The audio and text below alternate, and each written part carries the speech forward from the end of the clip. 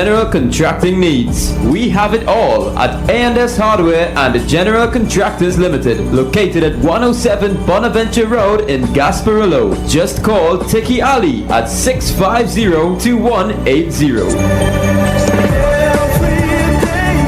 A&S Hardware are wholesalers and retailers of plywood, an assortment of lumber, galvanized pipe, hollow section and steel. Customers can enjoy special prices on white pine and pitch pine doors. We shopping at Durban Supermarket. Hey, come down. We value at Durban Supermarket. Shop now at Durban Supermarket. Come to Durban Supermarket. We got the best prices for your pockets. Get real value for your money.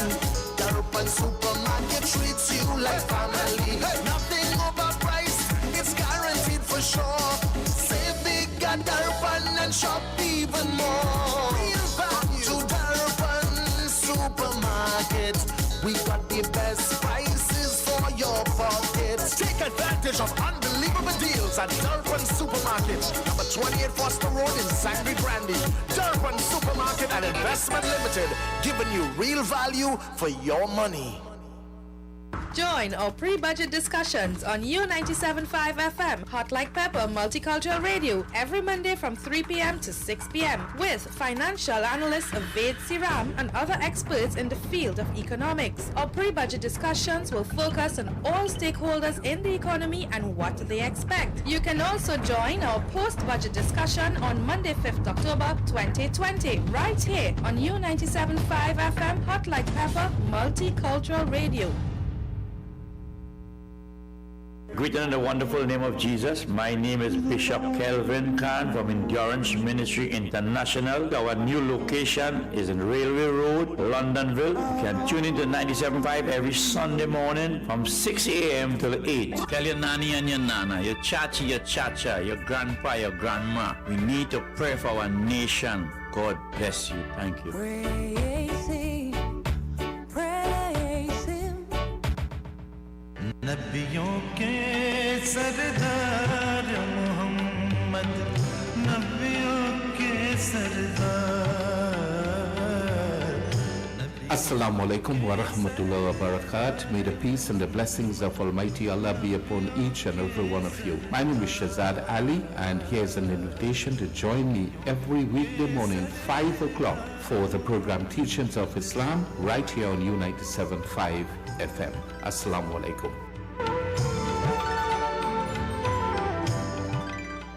To you, Newsday Classifieds. Take Value Optical to be your partner. I do. I do. I now pronounce free eye test from Value Optical for Newsday Classified customers. Call the Newsday Classified reps for more information. You may now kiss the bride.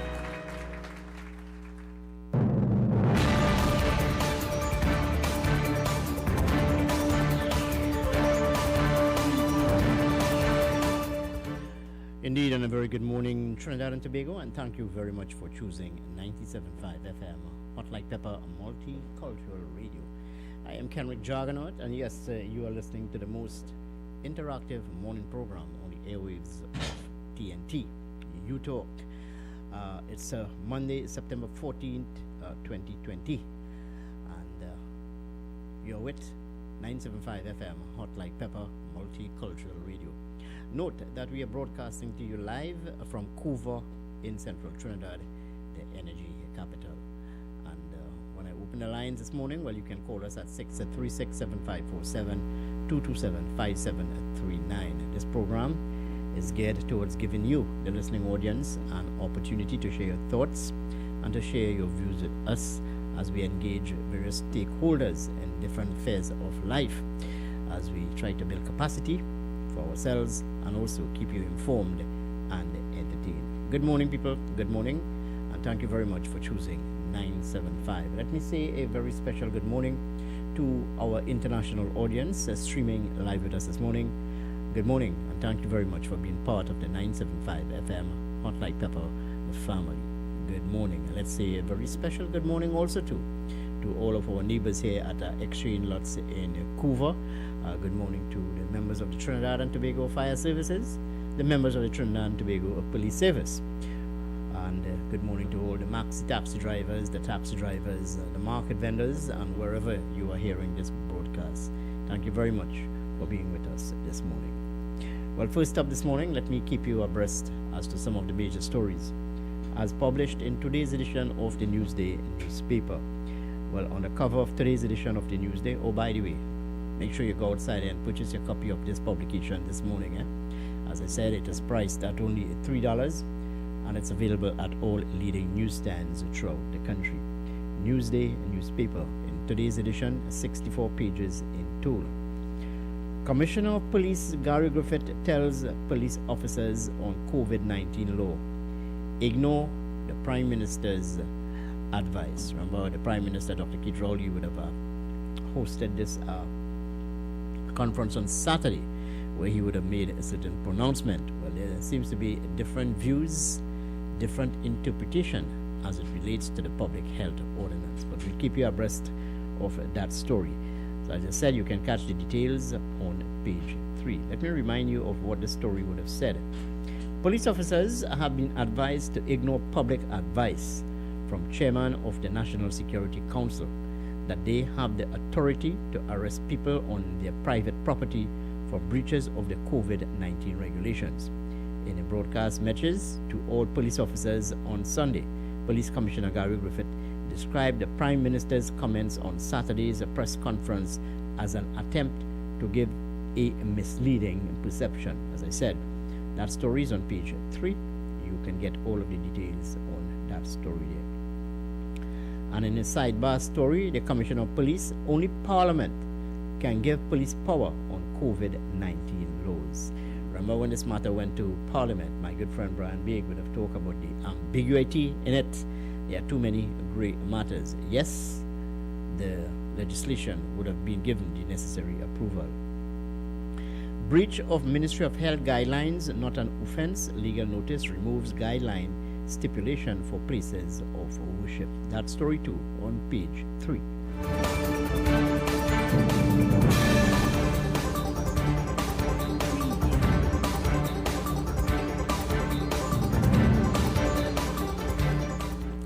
Into some other stories as published in today's edition of the Newsday on page 5.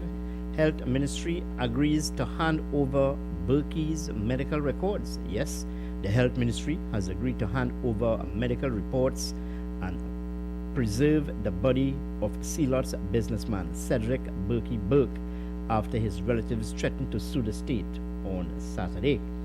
In a response to the family who sent a pre-action protocol letter on Saturday, the ministry said once Felicia Samuel can prove she is Berkey's next of kin, they will hand over the relevant documents. So that's an ongoing story which we will keep you up to speed with. NCRHA Chief Executive Officer improve communication for COVID-19 patients' relatives. Well, I've been calling on this for the longest while, where there seems to be not much relevance in terms of communication, and I would have said that the government of today, by extension the Ministry of Health, should embark on a communication program or an education program on COVID-19. I don't think, that's my opinion, I don't think much is being done.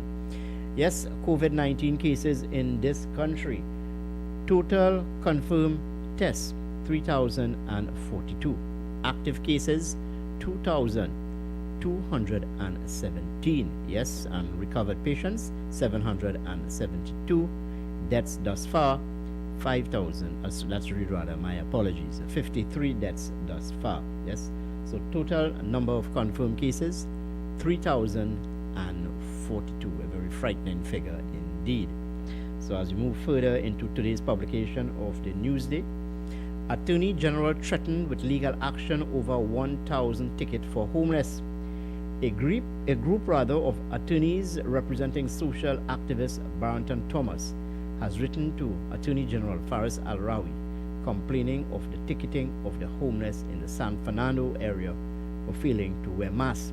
They say the regulation had a grossly disappropriate and discriminatory effect on the homeless. Well, it's interesting to know who's at the helm of this. People like Barrington Thomas, and some of the lawyers are Jagdev Singh, Dinesh Rambali, Stefan Ramkisoon, and others.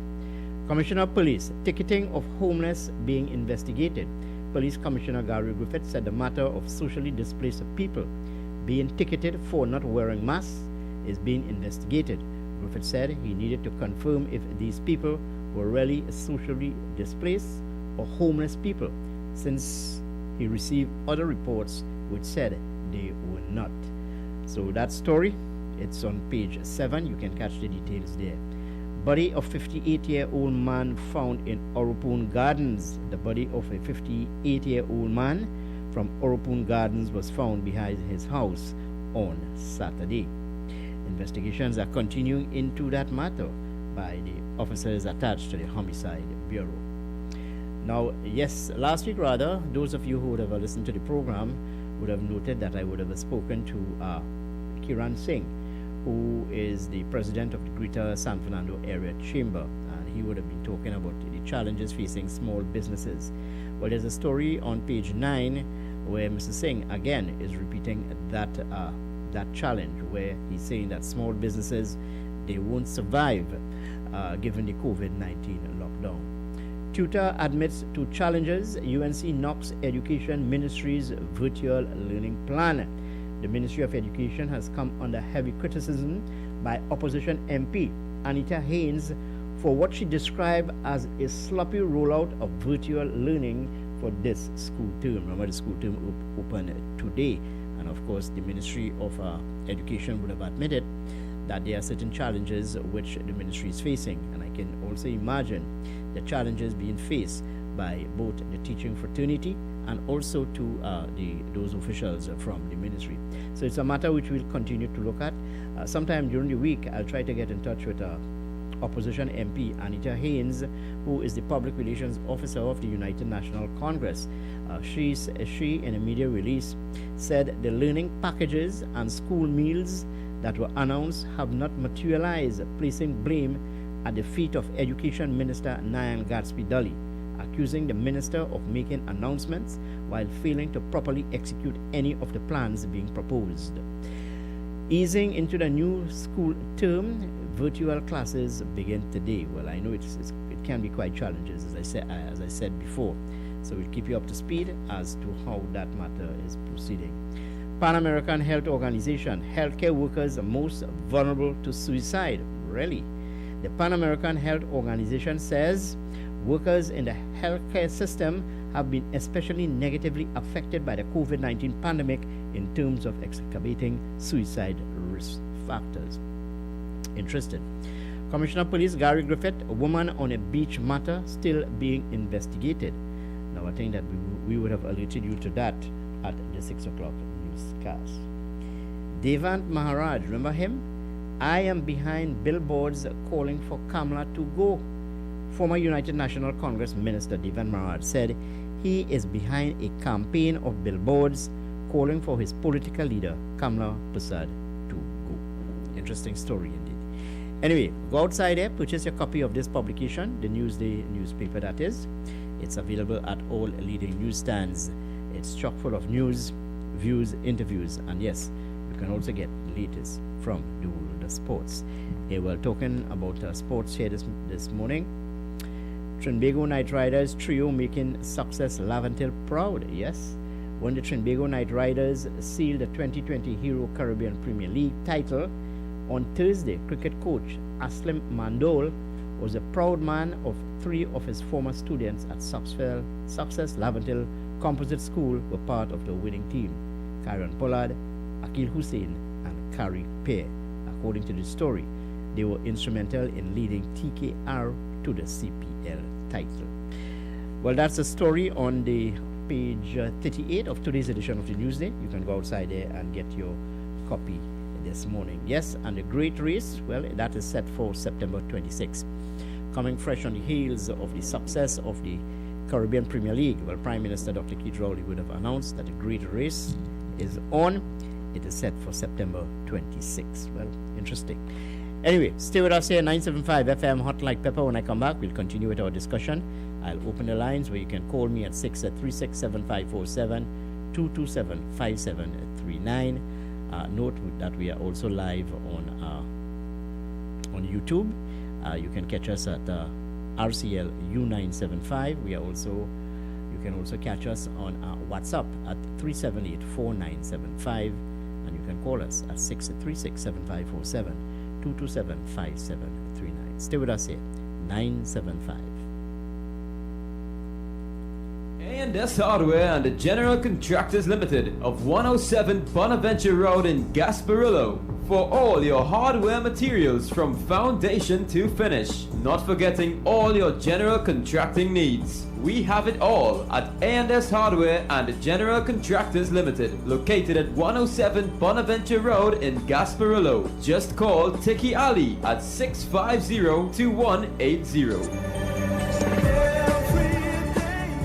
A&S Hardware are wholesalers and retailers of plywood, an assortment of lumber, galvanized pipe, hollow section, and steel. Customers can enjoy special prices on white pine and pitch pine doors. We shopping at Durban Supermarket. Hey, come down. We'll value at Durban Supermarket. Shop now at Durban Supermarket. Come to Durban Supermarket. We got the best prices for your pockets. Get real value for your money. Durban Supermarket treats you like family. Nothing overpriced, it's guaranteed for sure.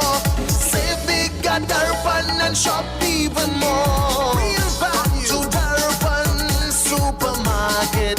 We got the best prices for your pockets. Take advantage of unbelievable deals at Durban Supermarket, number 28 Foster Road in Sangre Grande. Durban Supermarket and Investment Limited, giving you real value for your money.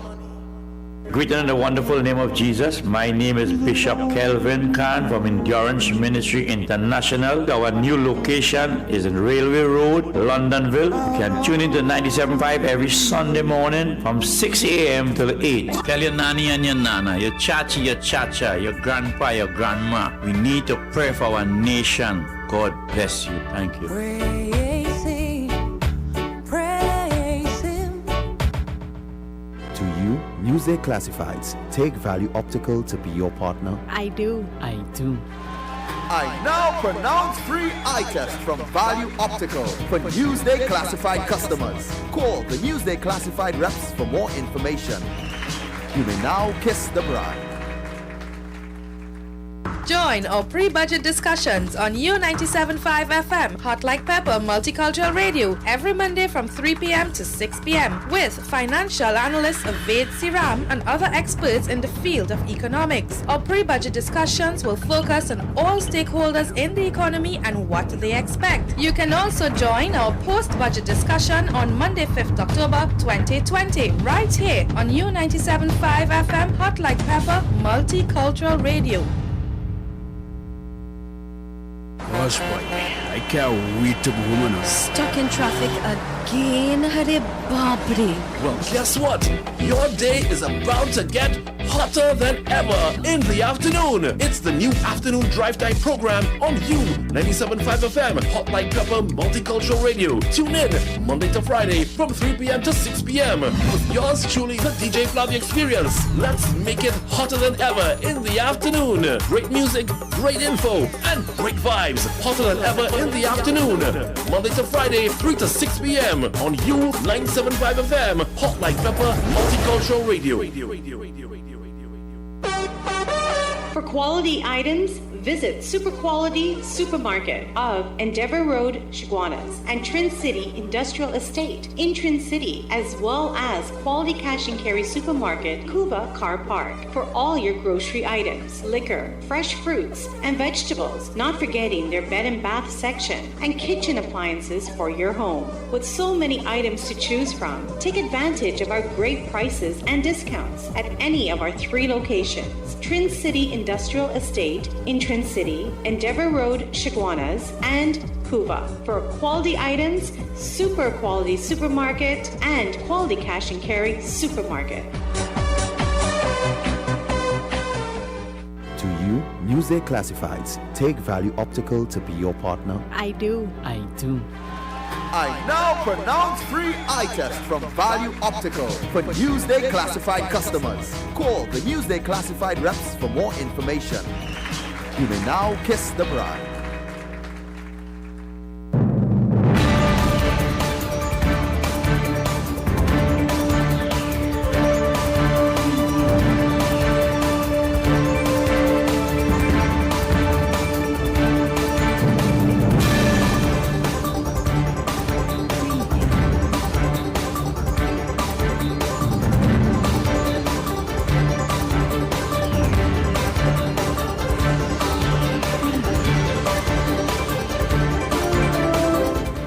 Yes, indeed, and thanks for staying with us here at 97.5 FM, Hot Like Pepper. It's just about 6:30 in the Republic of Trinidad and Tobago, and that time check came to you through the kind KGC over radio 975. Note that you can get into our conversation this morning by calling us at 636-7547, 227-5739. Good morning and welcome to today's edition of the morning program, You Talk on 975. Well, certainly we have a number of issues to talk about here this morning. I don't know how many of you would have been impressed by the Prime Minister, Dr. Keith Rowley, as he spoke to us, the people of Trinidad and Tobago, on Saturday. There seems to be so many grey matters concerning the public health ordinance and its regulations and what have you, that even people outside there, they are still confused as to whether they can be prosecuted by police officers. And according to Gary Griffith, he is asking his officers to hold their hand, yes, hold their hand, especially from the advice coming from the Prime Minister. And as I told you this morning, from very early in the game, I said a number of grey areas with this legislation, and a number of people will be taking this to the court. So we can see a backlog of cases now before the court. Even this morning, a group of lawyers is threatening to take the Attorney General to court following the arrest of quote-unquote homeless people in San Fernando. So it's a matter which we will continue to look at, and sometime later in the week, or even between now and today, I'll try to get in touch with Anita Haynes, the Public Relations Officer of the United National Congress, to get her thoughts on some of these matters moving forward. So the Prime Minister is calling on the police officers to prosecute the full brunt of the law on those people who are found, guilty of such, that is not wearing your mask and engaging in large groups in public spaces and what have you. But according to Gary Griffith, ambiguity indeed. Let me just remind you of what he would have said. The debate on whether police can raid someone's private home and arrest them if they breach public health regulations by gathering in numbers larger than 5 has pitted the police commissioner against the Prime Minister in a showdown which will likely create more confusion for both the police and the public. Well, there's already confusion here, There's already confusion, and this matter needs to be cleared up very, very quickly indeed. The story goes on to say, in a media release, Commissioner of Police Gary Griffith rejected the public utterances of the chairman of the National Security Council. In this respect, Prime Minister Dr. Keith Rowley, which he interpreted to alluding the police to breach the constitutional rights of persons by arresting them for acts committed when there was no law enacted to do so. And to this end, I want to give some sort of kudos to my good friend here, Brian Big, who would have spoken about good law as opposed to bad law, ambiguity, gray areas indeed. To this end, Commissioner of Police Gary Griffith is saying, I am committed to uphold the law and not break it by arresting persons illegally as proposed. The debate over the reach of the police's powers on private property played out in the public domain last week, following complaints against a group of people who threw a pool party at Bayside Towers in Cocorite last Sunday. The police were called in by the property owners but did not arrest anyone, even though the people were not wearing masks.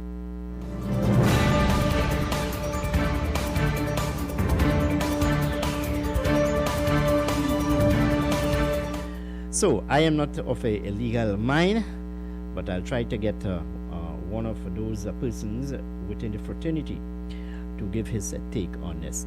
So, in a broadcast message to all police officers on Sunday, Police Commissioner Gary Griffith described the Prime Minister's comments at Saturday's press conference as an attempt to give a misleading perception. So, you, the people outside there, like myself, we too are confused, as I said, so many great matters.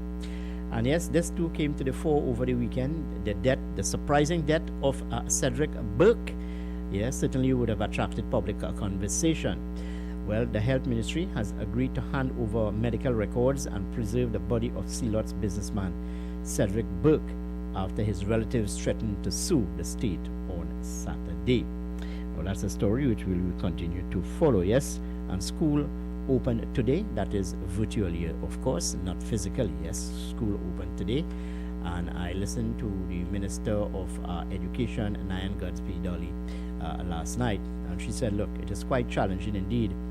And teachers should be given all of the necessary support, in this respect, because despite concerns outside there being shared by the parents and whatever, the teachers, they themselves are having a very hard time, and it's quite difficult for them to impart or give lessons in this environment. So it's a real challenge indeed.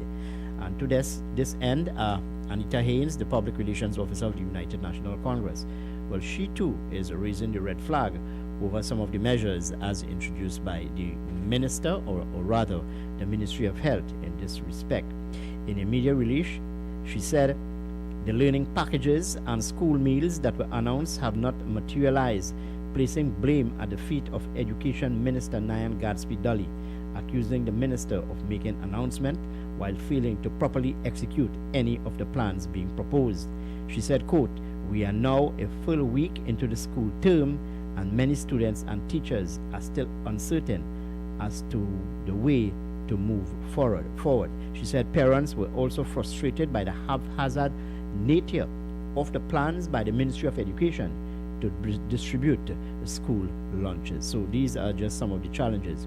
However, the Trinidad and Tobago Unified Teachers Association President Antonia De Freitas admitted there were still many logistical challenges to be worked out.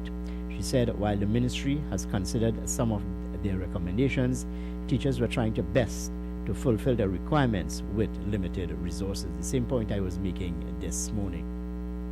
And yes, San Fernando Chamber, small businesses won't survive a COVID-19 lockdown. In my conversation with President of the Greater San Fernando Area Chamber, Kiran Singh, he would have expressed such thoughts to us last week when he spoke exclusively to us. He said, while business owners understood the need to curb the spread of the COVID-19, the extension will never be good news for the business community. Before I opened the program this morning, I was trying to get in touch with Teron Mohan, who is the president of the Bar Association of Trinidad and Tobago, to get his thoughts on this matter. Remember, the restrictions are continuing for the next 28 days, and certainly this group of people, the Bar Owners Association, well, they too have been impacted by this and will continue to be impacted by these new measures. I wanted to get from him moving forward, what are his plans and what are his proposals. So stay with us here, 975 FM, Hot Like Pepper. I'll be right back after these commercials. Attention all bakers, doubles vendors and roti makers. Try our high quality unbleached bromate free all-purpose and baker's flour. Low price and conveniently packaged in 2 pounds, 2 kg, 10 kg and 25 kg bags. For wholesale and retail prices, contact Shiklisha Limited 665-3336 or visit us at Warrenville, Canupia. Shiklisha Limited, quality you can trust. A&S Hardware and the General Contractors Limited of 107 Bonaventure Road in Gasparillo. For all your hardware materials from foundation to finish. Not forgetting all your general contracting needs. We have it all at A&S Hardware and General Contractors Limited, located at 107 Bonaventure Road in Gasparillo. Just call Tiki Ali at 650-2180. A&S Hardware are wholesalers and retailers of plywood, an assortment of lumber, galvanized pipe, hollow section and steel. Customers can enjoy special prices on white pine and pitch pine doors. Greeted in the wonderful name of Jesus. My name is Bishop Kelvin Khan from Endurance Ministry International. Our new location is in Railway Road, Londonville. You can tune into 97.5 every Sunday morning from 6 a.m. till 8. Tell your nanny and your nana, your chachi, your chacha, your grandpa, your grandma. We need to pray for our nation. God bless you. Thank you. Praise Him, praise Him. Gosh, boy, I can't wait to go home now. Stuck in traffic again, Hare Babri. Well, guess what? Your day is about to get hotter than ever in the afternoon. It's the new afternoon drive time program on You 97.5 FM, Hot Like Pepper Multicultural Radio. Tune in Monday to Friday from 3 p.m. to 6 p.m. with yours truly, the DJ Flavia Experience. Let's make it hotter than ever in the afternoon. Great music, great info, and great vibes. Hotter than ever in the afternoon. Monday to Friday, 3 to 6 p.m. on You 97.5 FM, Hot Like Pepper Multicultural Radio. Join our pre-budget discussions on U97.5 FM, Hot Like Pepper Multicultural Radio, every Monday from 3 p.m. to 6 p.m. with financial analyst Ved Siram and other experts in the field of economics. Our pre-budget discussions will focus on all stakeholders in the economy and what they expect. You can also join our post-budget discussion on Monday, 5th October 2020, right here on U97.5 FM, Hot Like Pepper Multicultural Radio.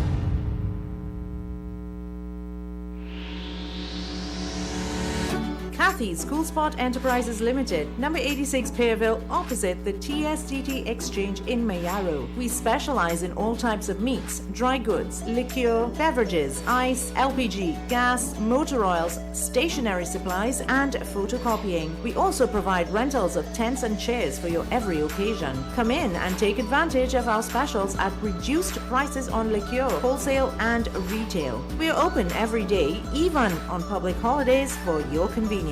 TT Post services are available here at Kathy's Cool Spot Enterprises Limited of number 86 Pearville, Mayaro, where our friendly staff will be happy to serve you.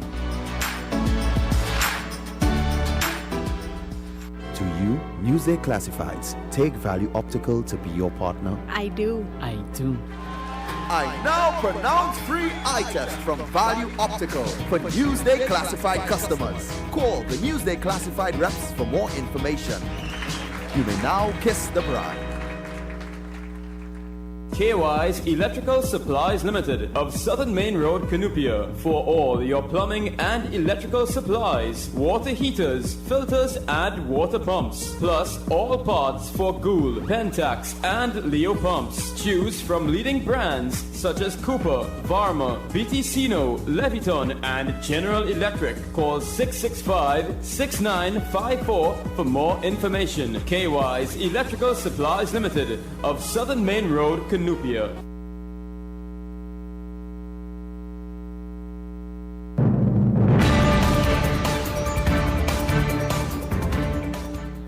Yes, indeed, and welcome back to 975 FM, Hot Like Pepper. Well, when I went to that commercial there, I was trying to get in touch with Anita Haynes, but no luck thus far, and even to Teron Mohan, but I'll try to get back these people on the line. Well, Mr. Subhas Pandey, the former minister in the Ministry of National Security, he would have agreed to speak to me, but that's just after the 7 o'clock hour. Just want to get his thoughts on some of the measures as outlined by the Ministry of Health, and more so the utterances coming from our Prime Minister, Dr. Keith Rowley, as he spoke to the nation on a Saturday. Ambiguity, indeed, the interpretation of this law certainly is now on the lips of most people, because to this end, if there's ambiguity and if there are a lot of gray matters with regards to this, I don't see how the police officers they can proceed in this matter. But one must take into consideration what is the bigger picture here. The bigger picture here is this: to stop the spread of this virus, to flatten the curve, so to speak. The figures continue to rise on a daily basis, very frightening indeed. even yesterday, my understanding is that about 53 new cases. There were 53 new cases. The total thus far, 3,042. Let's take this call on the line. Hello, good morning, and welcome to 97.5. Good morning.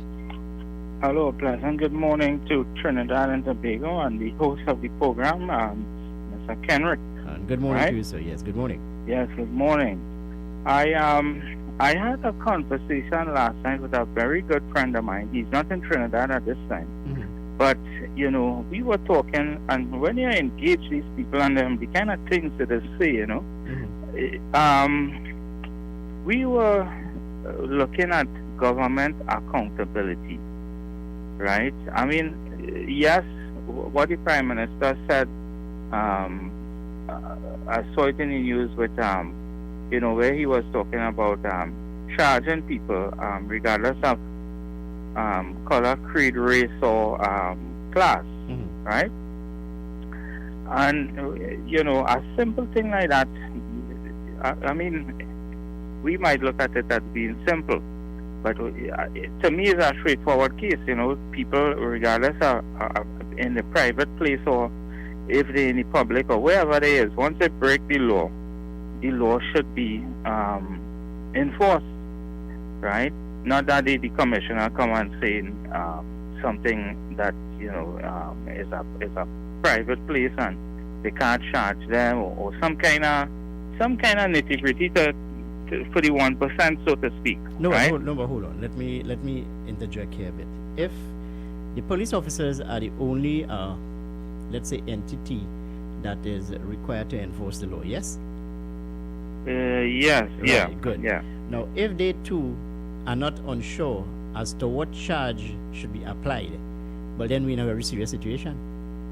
Well, yeah, this is it, and it is so disappointing to see that, you know, they could go down in sea lots and you see all the guys on them by the seaside, the face down in the ground and the belly flat in the ground as well.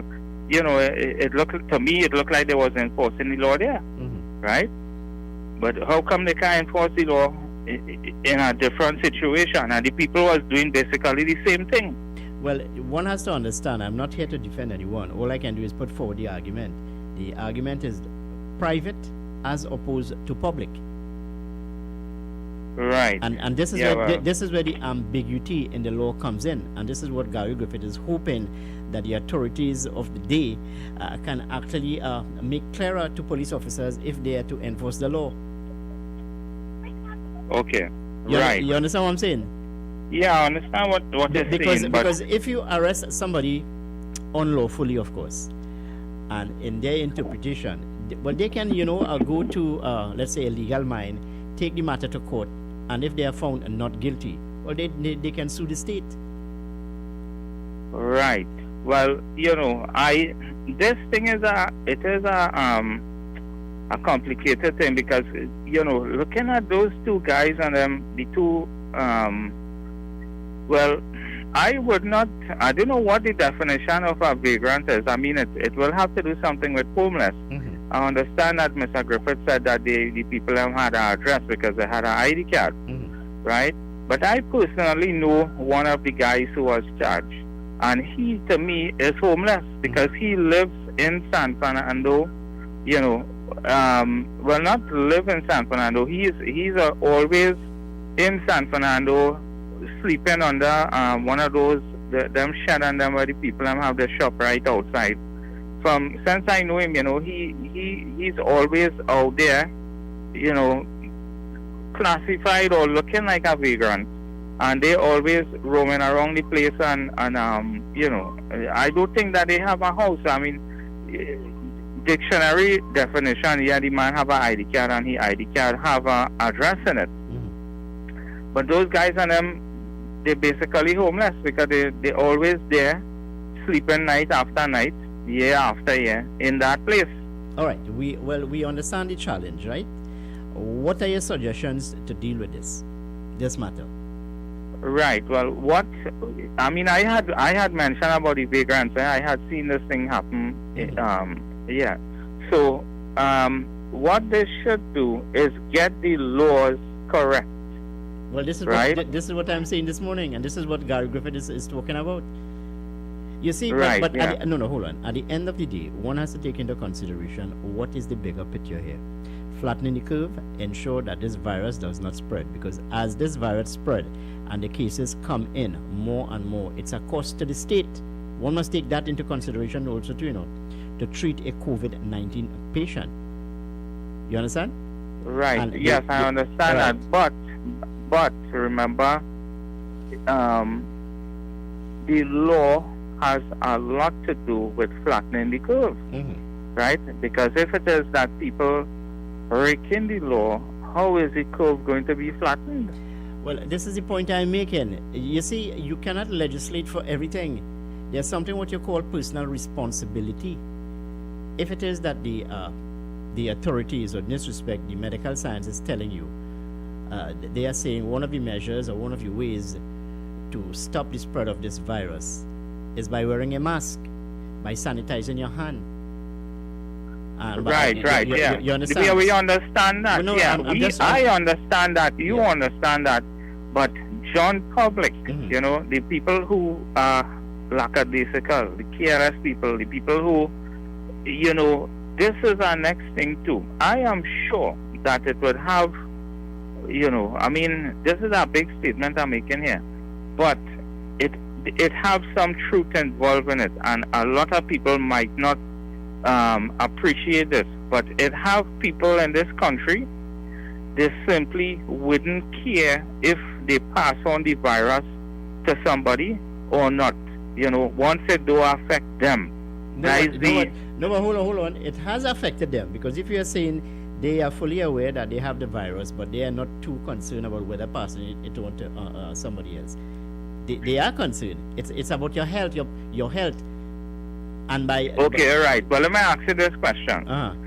Right? In this day and age, with they're charging people and they're doing this and they're doing that and they're enforcing and whatever.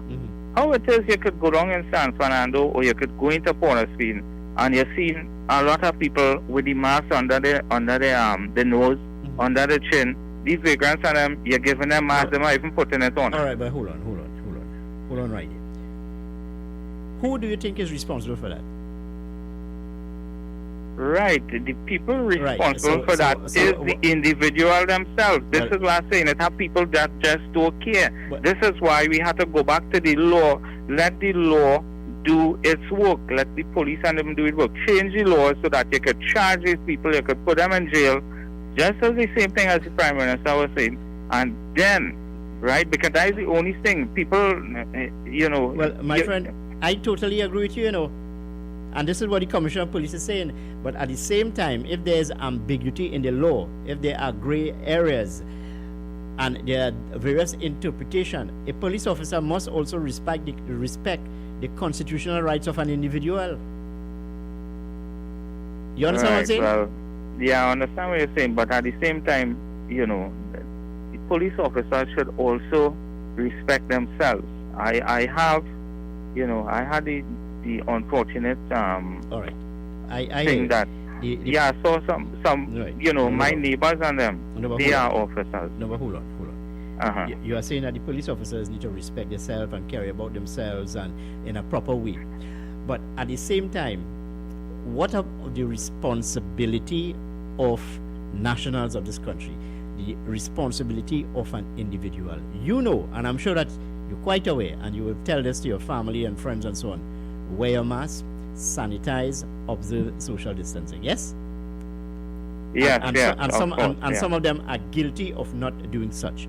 What do you do? What do you do as an individual? Right. And that's the correct. question.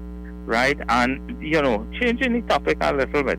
Regardless, we went into the election, we voted a government in, right? Regardless of who the government is, at this time, whenever the election again, we have to move fast and we have to get a plan, the plan from the government, where would we be or where should we be in a year from now, 2 years from now, 3 years from now, a targeted layout. And if it is that we're not there or we far from there, the targeted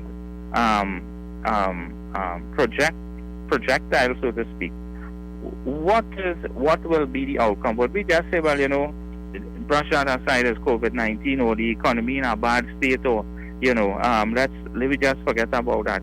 It's about time that we see some kind of accountability from the government of the day, right? Because things are not getting easier. When it is, the country get poor, it's not the poor people alone get poor, it's everybody in the country will get poor. Well, I hear you, my friend. Well, that's not a new call. People for a long while now have been calling for accountability and transparency. But I want to deal with another matter here. Here it is, opposition leader Kamla Prasad Bisesa said the government has no clear plan on how to handle the COVID-19 situation in this country. Well, maybe the opposition should present their plan to the people, not to the government, to the people of Trinidad and Tobago as how they should proceed to flatten the curve of COVID-19. Let's take this call on the line. Hello, good morning and welcome to 97.5. Good morning. Morning, Kelly. And good morning to you. You take the word off your mouth, but I'm going by here. I want to, you see when Parliament opened with this charging people for mass and all these things, 41 people sit down there, pass a bill, and none of them realize it have private people and it have public people. So when the thing hits now, everybody have a different angle to the whole thing. They can't charge nobody in private place. They have constitutional rights. They could charge people in the public. They don't have no constitutional rights in the public. All kind of thing. All you have to do is to go back to Parliament. You make a mistake, go back to Parliament and amend the thing. The people call you, they catch you going through your private thing, and they call you, and you have X, Y, and Z, the amount of people. Fine. No, hold on. You cannot go about charging everybody. No. The point is, as grown people, as mature people, and let me repeat again, we should appreciate and understand what is the bigger picture here. Flattening the curve, stopping the spread of the virus, and the only way, or rather, one of the ways to do so is by wearing your mask, not congregating in large numbers, sanitizing and whatever, and observe social distancing. The government of the day, and let me repeat, and who vexes me most, I really don't care. The government of the day cannot legislate for everything. People have to understand that this matter, this is about your health. It's not about Kamla Prasad Bisesa or Dr. Keith Rowley. No, and the point about it is that attacking the police like it's one of the COVID-19 too. You understand? I know some of them going attacking the police, that belongs to the COVID-19 too. So when the police talk to you, you have to attack you and tell them that COVID-19. But anyway, go back to Parliament, pass amend the bill, and let it continue, and we will forget all this private and all this public thing, and we will finish with the whole thing. And the question you're asking just now, I want the opposition leader to tell me, no, I don't know if she sees something different. What is an intelligent team to go with it, to go into the COVID-19? Explain an intelligent team for me. And later your partner, Brian, they go call you. You go ask them the question, what she meant by the intelligent team. I don't know. Right? All right, well, thank you. No, Brian very early would have said to us here on the program that if this law is enforced as it is, there will be repercussions. People will take the matter to court, as we are seeing today. Hello, good morning, and welcome to 975. Good morning. Morning, Kenrick. That's a tie up your time. How are you? I'm doing fine this morning. How are you keeping? Well, you're very correct. Number one, the economic cost. I totally agree with you because, the factors of what's going on with the GDP of the country in terms of revenue and expenditure and all these things. So that is very correct. But the second thing I want to just say, very minor, and I'm going to leave it there, and if you hinge on it in terms of the people responsibility, is the culture. Yes, quite true. That is how the culture has been cultivated. The only thing if I have to say about the government, all right, you call the election. When you are going out for the election, right, the legislation for the mass and all these things, what should have been done? We should have told the people, although it probably was said, but it wasn't said to the point that it reached home. Still listen, you all are coming out. But look what happened. We know is the culture for the election. People came out They didn't have on their masks, you know. The normal things that goes with the election, everybody frolicking, having a good time. And then all of a sudden after, bam, the spike went up, the curve went up, and the deaths and everything that is coming. So it comes back again to that responsibility. And then what's going to happen, fast forward coming up after Christmas, if we do flatten the curve by let me just say October, November, we use that as an example, and then January, Carnival start to come again. We could end up having our next wave. We will be having this discussion, God's willing, probably in the next few months again. And it goes back to personal responsibility. What I think, yes, go to Parliament, you could do what you want to do. That's still not going to change. The culture and the mentality of people have to change. All right, the election is over. No, hold on. And hence, let me emphasize that as a government, you cannot legislate for everything, you know. Correct. Every and anything, you know. Totally agree. But I'm saying that what probably if you want to analyze your postmortem and say, okay, I am saying as an individual, as a citizen, I think what should have happened during the election, and when they were calling the election and they were saying, okay, the election is the 10th of August, pass something and say, listen, this is something that we want people to understand, that during the campaigning process, you have to practice the social distancing or whatever, or the mask, if you wanted to enforce, right? Of course, they didn't want to do it because you don't want to lose votes or get people angry. But then you come after the election. So I'm saying, if with children, it come like with children. If children are accustomed to something, they go out in the playground and they're playing all 2 o'clock in the day when they're supposed to be in school or be whatever. And then all of a sudden you come back overnight and say, listen, it's going to take a little while. And this is how people, there are some people that wait on the government for everything. I know people like that. If the Prime Minister say he calling a media conference, they go get up early, they go organize themselves for the day, and they had themselves sit down about an hour before in front of the TV. That is the mentality of how things, and until they are not told, right, that is just the simple truth about it. But how do you go about educating and trying to inculcate that type of culture? And it's a very difficult thing. So I guess in between, somewhere in the fulcrum, the police, between the law and between the legislation and between the police, what they have to do, and within the citizens, it boils down to people having to take personal responsibility. I agree with you. Totally agree with you. Yeah, thank you very much. Yeah. A very sober contribution there coming from our caller. It's about a personal responsibility. As I said, the government of the day cannot legislate for everything. You cannot go to Parliament and introduce legislation with every challenge you face in this country, especially in these challenging times. Anyway, let's go up to the 7 o'clock newscast, and when we come back, we'll continue with our discussion. 975 FM, Hot Like Pepper. Stay with us here. Time has come. New 97.5. Make it your choice. Something for everyone. 975 FM. Music for you. It's all about you. U97.5 FM, Hot Like Pepper, multicultural radio. Power to the listeners.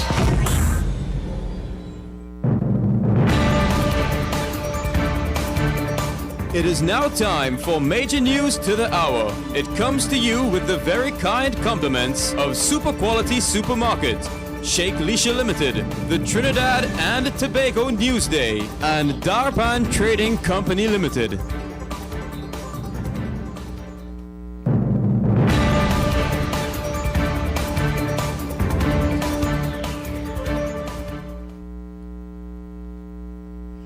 This is the 7 a.m. news on U97.5 Hot Like Pepper Multicultural Radio. I am Nicole Duki. Good morning. Prime Minister Dr. Keith Rowley has announced that there will be no new COVID-19 measures instituted, nor will any be rolled back. He said the country needs another 28-day cycle to determine the country's position. He made the announcement in a media conference on Saturday. The Prime Minister explained that while Trinidad and Tobago can take comfort in the fact that the COVID-19 standing had not worsened, more evaluation needed to be done. He said the first revision will come on September 28th, but it is unlikely that anything will change before October 11th. This means that schools, places of worship, casinos, gyms, beaches, rivers, and water parks will all remain closed. Gatherings are still limited to 5 people. The sole change stands with the public service.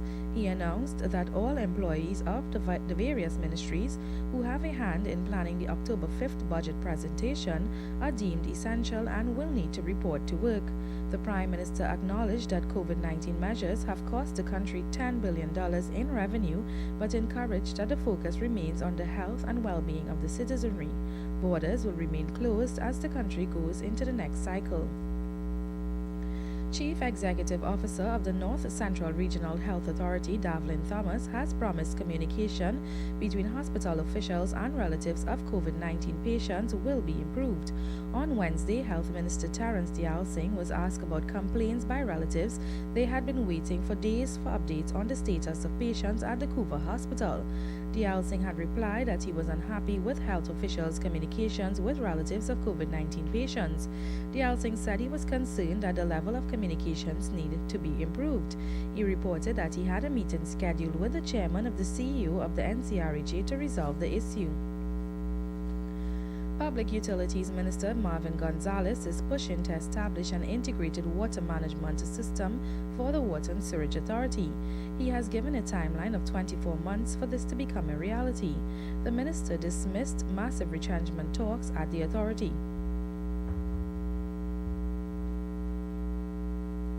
No, the government doesn't have anything at its disposal, any document or information that suggests that WASA is overstaffed at this time.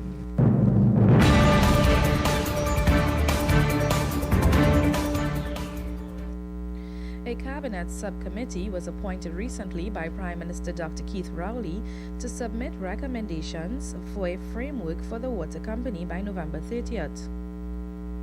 That subcommittee is going to begin its work interviewing people, listening to reports, looking at reports into WASA. Minister Gonzalez said less than 50% of the population in Trinidad and Tobago get a proper water supply. Preliminary information we have is just about 40-something% of the population getting an efficient water supply. That is very, very unfortunate. We have to get that up to somewhere around 80-90% within the shortest possible time. The Public Utility Minister also wants to see an integrated water management system in place for WASA. About floods and what have you, but we can make use of that water, the excess water on our surface levels, and turn it into dams, building retention pond, what have you, and WASA can utilize that water to turn it into the potable water, all right? In some other news, the Trinidad and Tobago Meteorological Service is warning of hot spells and maximum temperatures in its temperature outlook for September-November 2020. The Met Office forecast a greater than 70% chance of maximum day and night minimum temperatures, along with a chance of short-duration hot spells for September and early October. Hot spells indicate days where maximum temperature will exceed 33.9 degrees Celsius in Trinidad and 32 degrees Celsius in Tobago. The Met Office said September and October days and nights are forecast to be warmest during the period. Urban areas are due to suffer even more, as the Met Office warned that concerns for the number of hot days and nights are even higher in cities and urban areas. The Met Office said some of the population may feel uncomfortable as a result of these high temperatures and high humidity. Additionally, the Met Office said there is likely to be a petty Kareem this year, bringing even drier, hot conditions from mid-September to mid-October. You are listening to the 7 a.m. news on U97.5 Hot Like Pepper Multicultural Radio. It's time now to take a look at regional and international developments. We begin with news in the region. Authorities in the Bahamas, along with the United States Coast Guard, were on Sunday searching for nationals from Jamaica and Haiti who have reportedly gone missing at sea. The Bahamian search contingent consisted of the Royal Bahamas Defense Force and the Royal Bahamas Police Marine Division. Both parties jointly launched a search after receiving an alert on Saturday that a vessel was taken in water offshore. Authorities found a partially submerged 20-foot vessel miles north of Chubb Cay in the Barry Island area. A total of 12 individuals who were clinging to the vessel were rescued, and the authorities continued the search for others who were missing. The rescued individuals were inspected by a medical team and then processed by the HMBS Coral Harbor before being handed over to police and immigration officials who will conduct further investigations. Internationally, the United States National Weather Service issued a red flag warning for areas of the West Coast as high winds threaten to spread devastating wildfires still further. Gusts of up to 40 miles per hour were expected in parts of southern Oregon with no rain. Fires have been raging for 3 weeks in Oregon, California, and Washington, burning land and destroying homes. Tens of thousands of people had to flee. At least 33 have died. Dozens of people are missing in Oregon alone, with one emergency official saying the state should be preparing for a mass fatality incident. In news of the weather for the period today till midnight, Trinidad, Tobago and the southern windwards, sunshine will be likely interrupted by a few partly cloudy to cloudy intervals with shower. There is also a low to medium chance of thunderstorm activity over a few areas, especially during the afternoon. Nighttime will be generally fair apart from isolated showers. The risk of street flooding and gusty winds will be present. The remainder of the Lesser Antilles generally fair despite the likelihood of isolated showers. Seas are slight to moderate with waves up to 1.5 meters in open waters and near calm in sheltered areas. The current temperature is 26 degrees Celsius. And this brings us to the end of the 7 a.m. newscast on U97.5 Hot Like Pepper Multicultural Radio. Stay tuned for another newscast at 8 a.m.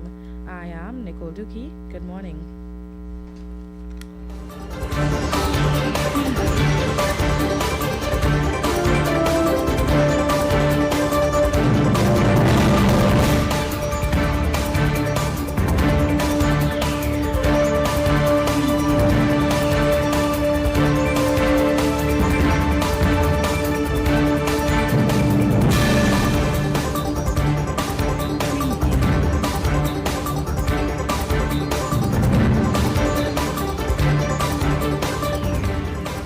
Attention all bakers, doubles vendors and roti makers. Try our high quality unbleached bromate free all purpose and baker's flour. Low price and conveniently packaged in 2 pounds, 2 kg, 10 kg and 25 kg bags. For wholesale and retail prices, contact Shiklisha Limited 665-3336 or visit us at Warrenville, Canupia. Shiklisha Limited, quality you can trust.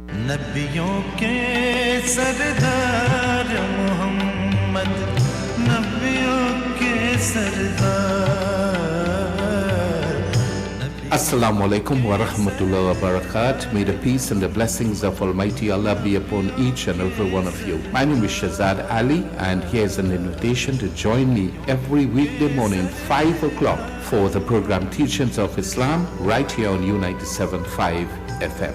Assalamu alaikum. We shopping at Durban supermarkets. Hey, come down. We'll value at Durban supermarket. Shop now at Durban supermarket. Come to Durban supermarket. We got the best prices for your pockets. Get real value for your money. Durban supermarket treats you like family. Nothing overpriced. It's guaranteed for sure. Save big at Durban and shop even more. Real value to Durban supermarket. We got the best prices for your pockets. Take advantage of unbelievable deals at Durban Supermarket, number 28 Foster Road in Sangre Grande. Durban Supermarket and Investment Limited, giving you real value for your money. For quality items, visit Super Quality Supermarket of Endeavour Road, Chaguanas, and Trin City Industrial Estate in Trin City, as well as Quality Cash and Carry Supermarket, Cuba Car Park, for all your grocery items, liquor, fresh fruits, and vegetables, not forgetting their bed and bath section, and kitchen appliances for your home. With so many items to choose from, take advantage of our great prices and discounts at any of our 3 locations: Trin City Industrial Estate in Trin City, Endeavour Road, Chaguanas, and Cuba. For quality items, Super Quality Supermarket and Quality Cash and Carry Supermarket. A&S Hardware and the General Contractors Limited of 107 Bonaventure Road in Gasparillo. For all your hardware materials from foundation to finish, not forgetting all your general contracting needs. We have it all at A&S Hardware and General Contractors Limited, located at 107 Bonaventure Road in Gasparillo. Just call Tiki Ali at 650-2180.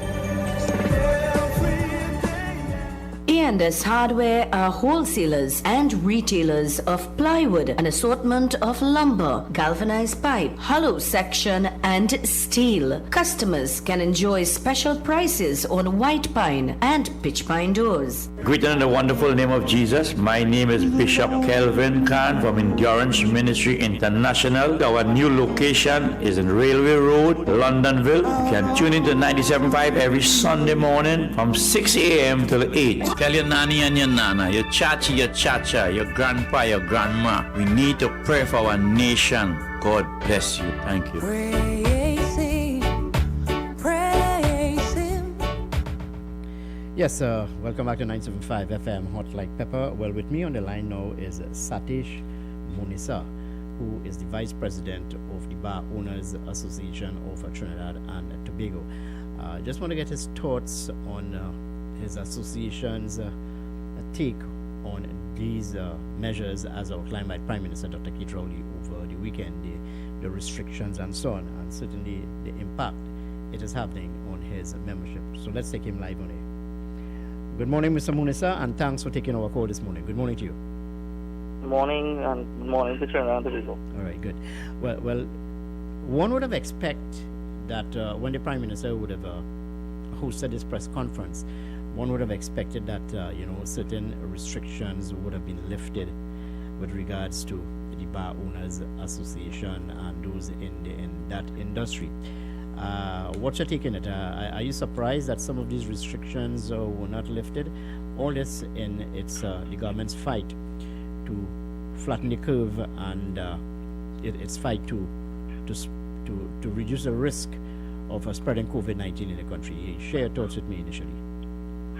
We were hopeful that we would have a lifting of the restrictions on Saturday, and we sent out a message to the Prime Minister pleading for that. But it wasn't done, and it was continued for a further 28 days.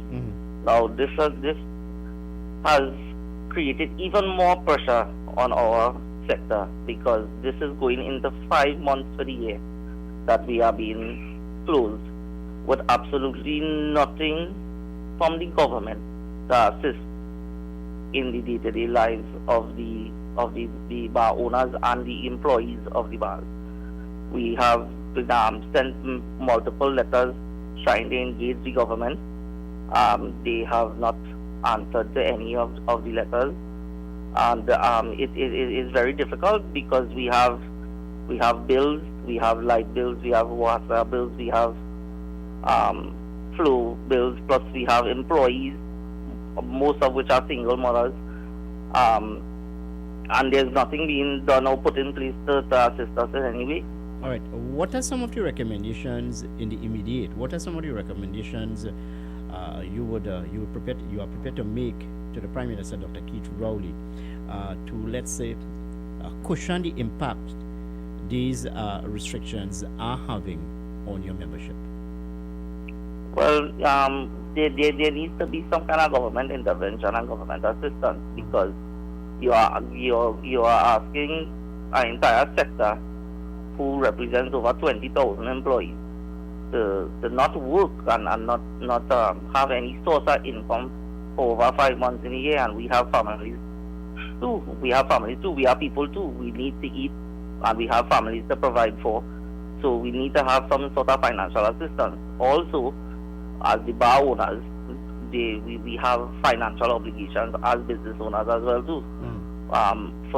For example, we have over about 80% of our sector are persons who rent their establishments, and some of the landlords are being understanding of the situation and making arrangements pertaining to payments, but we have landlords that does not want to understand and are evicting people and putting them on the road. Remember, this is investments that people make. In certain situations, that people who've taken their life savings and invested into our business. And right now, some landlords are actually putting them on the road. So we need a government intervention and financial support to sustain our businesses and carry on our daily life. All right, you're talking about sustainability of businesses in this sector, but how much more, Mr. Munisa, can your membership endure given all of the challenges you would have now outlined? I don't think that we could endure any type of time again in this, because at present there's a lot of closures. I have people calling me, members and bar owners that calling me on a regular basis and telling me that they are being evicted from their places. But landlords are evicting them. They have no other choice but to move out from their business place. And so it's not a matter of how long again. We are upon that time now where that people have already been evicted. It will be the circumstances would vary from bar to bar, but it is happening at present. All right. What are some of the recommendations in the immediate that you would suggest to Prime Minister Dr. Keith Rowley and the authorities to, let's say, ease the plight of your membership in the immediate going forward? Well, anything in particular, it has to be some sort of financial assistance in terms, especially for the employees, because as I said, there are a lot of single mothers. School has reopened where they have to send kids to school, and at the end of the day, you have to understand that this is going into 5 months. People have to provide food for themselves and their families. So we are asking the government to have some sort of conversation with us and let us see what it is can be done in order to sustain the business and the livelihoods of the 20,000 employees of the sector. As for example, the Prime Minister has spoken on Saturday saying that how they took measures in the public sector for half of the employees to stay home and work from home, so it will decrease the spread of the COVID-19.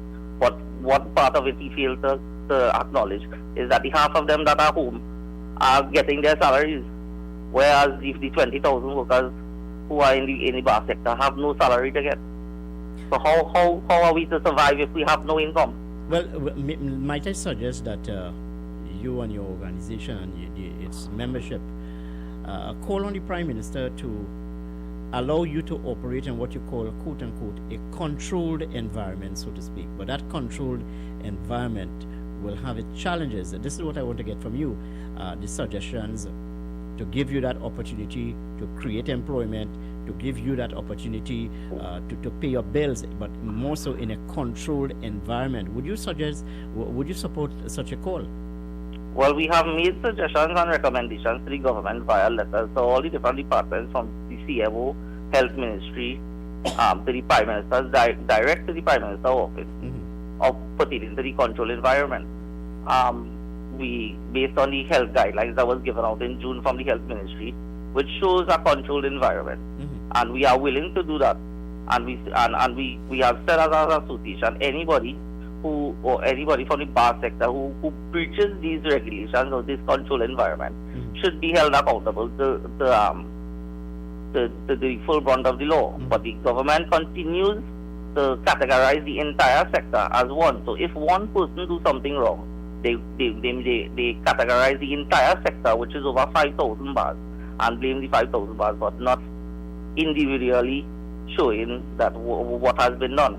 Now our members have put things in place since the last opening on the 22nd of July, when we were allowed to open, in terms of wash hand things, sanitization stations, sneak guards on the railings, and put everything in place that the government required and the government had in the health guidelines to have a controlled environment.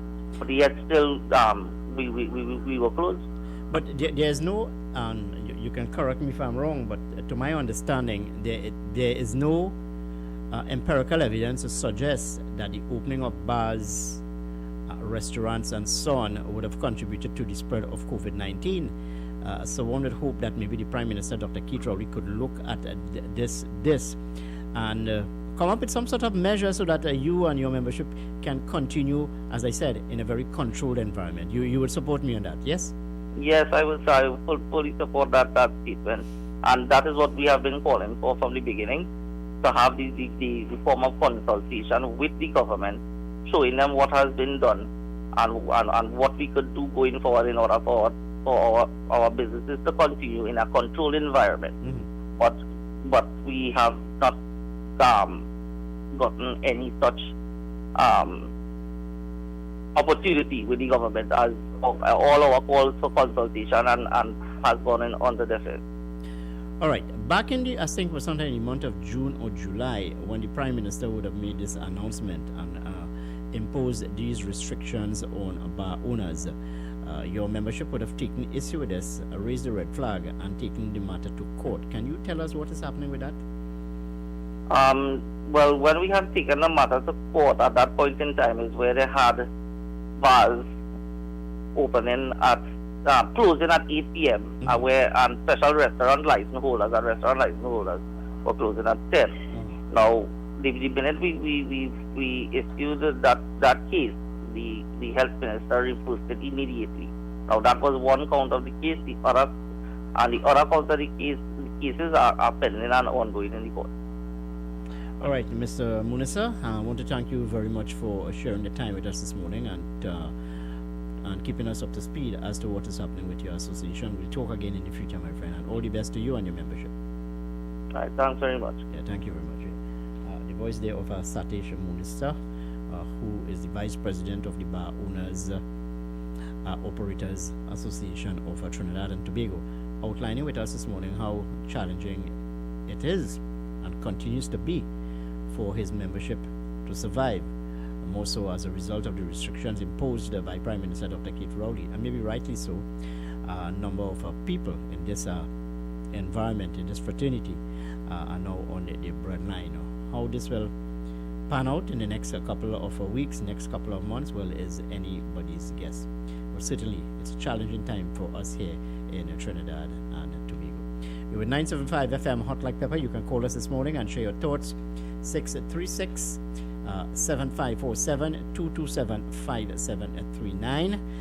You can also WhatsApp us at 378 4975. And yes, we are also live on YouTube at RCL U975 FM.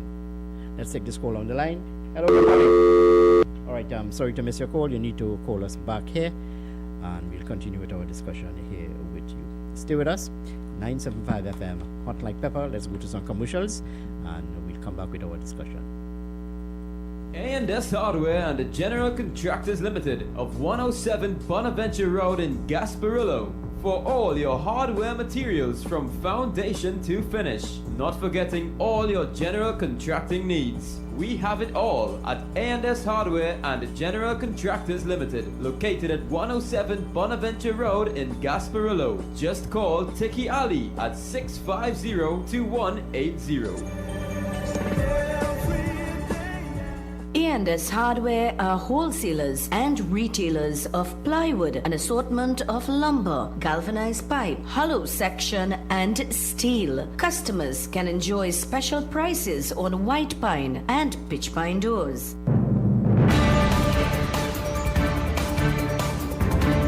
Greeted in the wonderful name of Jesus. My name is Bishop Kelvin Khan from Endurance Ministry International. Our new location is in Railway Road, Londonville. You can tune into 97.5 every Sunday morning from 6 a.m. till 8. Tell your nanny and your nana, your chachi, your chacha, your grandpa, your grandma. We need to pray for our nation. God bless you. Thank you.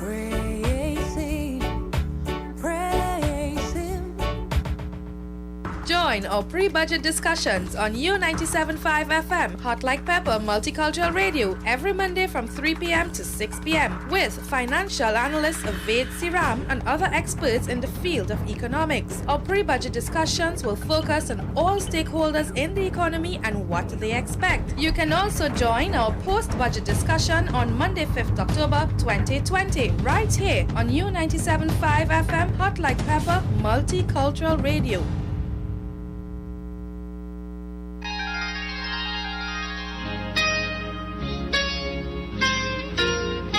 This is Samaru Ramru inviting you on a journey down memory lane with enchanting songs on the program. Nightline. Mondays to Thursdays, 9 p.m. to 12 midnight. Let your heart sing along with the music on U975 FM, Hot Like Pepper, Multicultural Radio.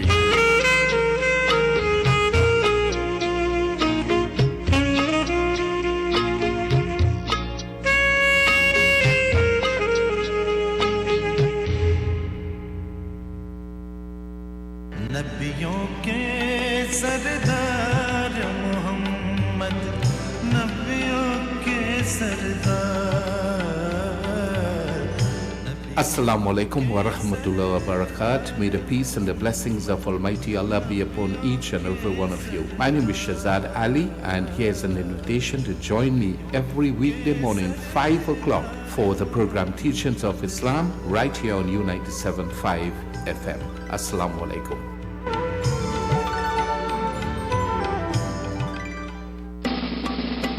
It's the talk of the town. It's Talk It Talk on U975 FM, Monday to Thursday from 6 to 9 p.m. So join me, your host Mukesh Baburam, on a 3-hour journey guaranteed to take your stress away. Remember, Monday to Thursday, right here on U975 FM. Gosh, boy, I can't wait to go home now. Stuck in traffic again? Hare Babri. Well, guess what? Your day is about to get hotter than ever in the afternoon. It's the new afternoon drive time program on U97.5 FM, Hot Like Pepper Multicultural Radio. Tune in Monday to Friday from 3 p.m. to 6 p.m. with yours truly, the DJ Flavia Experience. Let's make it hotter than ever in the afternoon. Great music, great info, and great vibes. Hotter than ever in the afternoon. Monday to Friday, 3 to 6 p.m. on U97.5 FM, Hot Like Pepper Multicultural Radio. Yes, indeed, and welcome back to 975 FM, Hot Like Pepper, just about at 7:30 in the Republic of Trinidad and Tobago.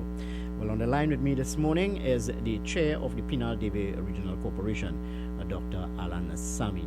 And I want to get his thoughts on Budget 2020. No doubt the challenges are more so in his own jurisdiction, dealing with a number of issues, more than that, flooding in terms of resources and what have you. So let's take him live on air.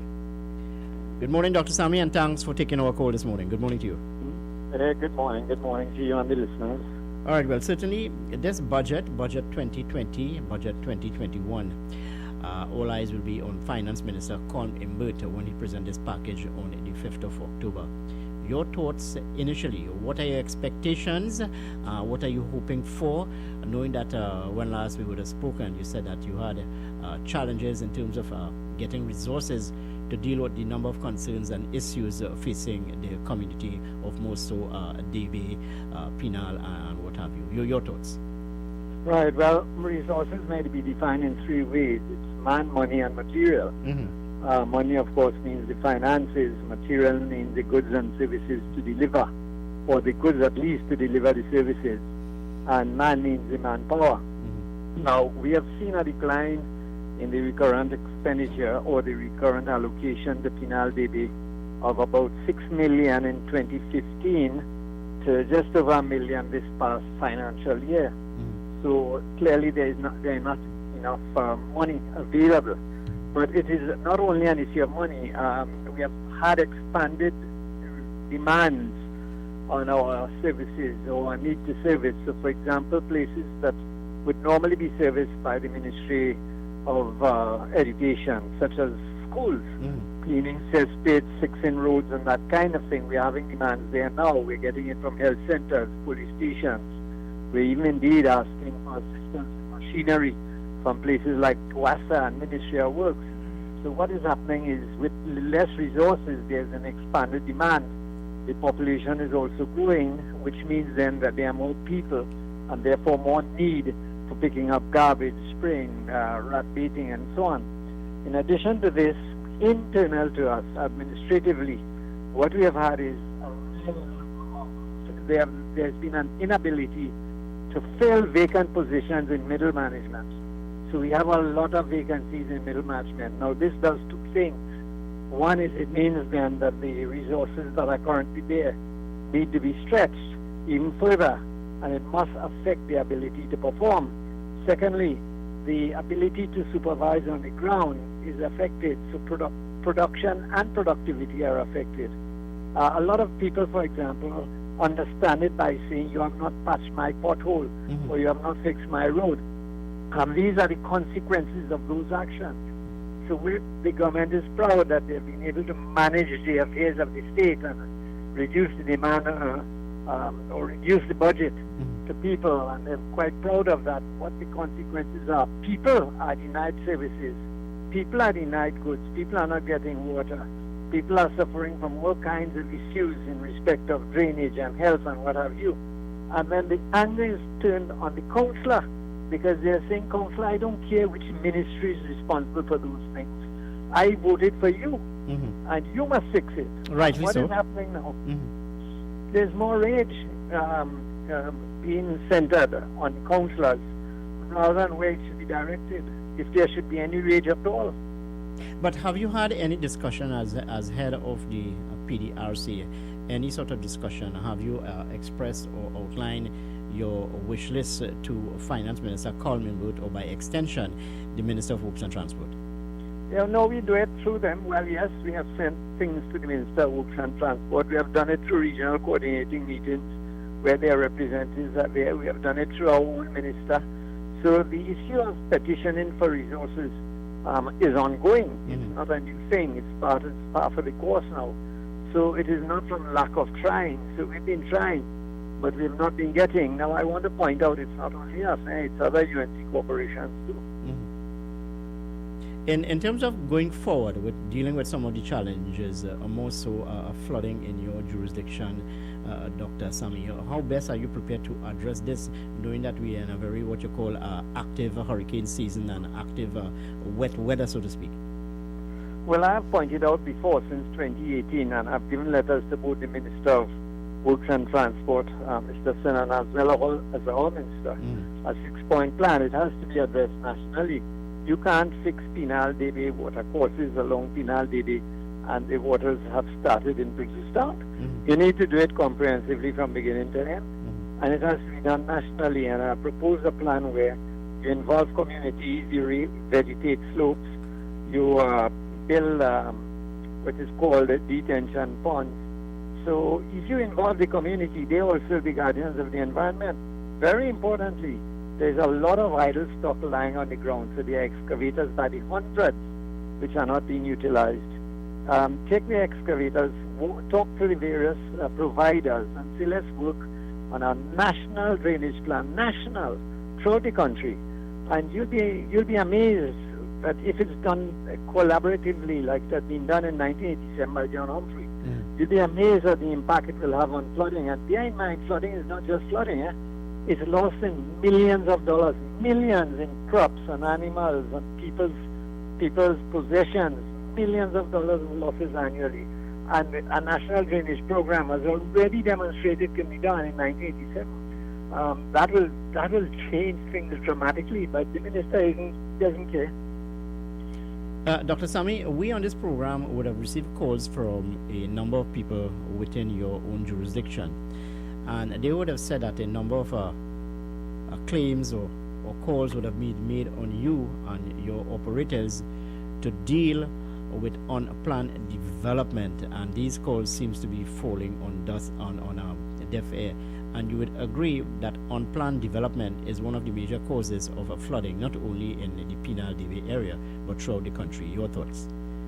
Well, yes, unplanned development contributes substantially, but I want to add this. What about where there is no unplanned development and there is flooding? A lot of the headwaters of these courses, there's flooding even there, and there's no unplanned development there. But I agree that it contributes, and I agree that we have been moving on people. But I don't know what the public wants us to do. Maybe publicize or publish on a daily basis the notices we have served and so on. Maybe that's what they want. I can't say. Bear in mind, too, I make a distinction between our water courses, which are the subsidiary and minor water courses, as against the major water courses, which is another ministry. And we are blamed for it. A classic is right at the Orobooch River that passes near to that grocery. Not the grocery, the restaurant in the main road in Debe. People were down on us for that. We said it's not us, Ministry of Works. We went with Ministry of Works. and say do something about it, again people are directing their anger against us for things that which we are not responsible. Unplanned development is ministry is town country planning. We also move on these people, you know, but we don't publicize it. So then when people remain affected, again the anger is turned on us. All right. Maybe we're not selling ourselves properly. All right, Dr. Sami, you spoke this morning about a shortfall in $6 million. What is your expectation? What are you hoping for? What is the figure Well, that you're looking for? I'm expecting less. Everything I'm expecting less. But then, if I'm you're expecting less, how would you deal with the challenges that you are facing? And you'll have Listen, more and more ma'am. people complaining. Yeah. Yes, let me tell you, it's going to be difficult, and that's why I'm saying we have to take blame now for what the ministry is failing to deliver, and it's a ministerial failure. But at least start by giving me the management. Start by giving me, fill in the vacancies.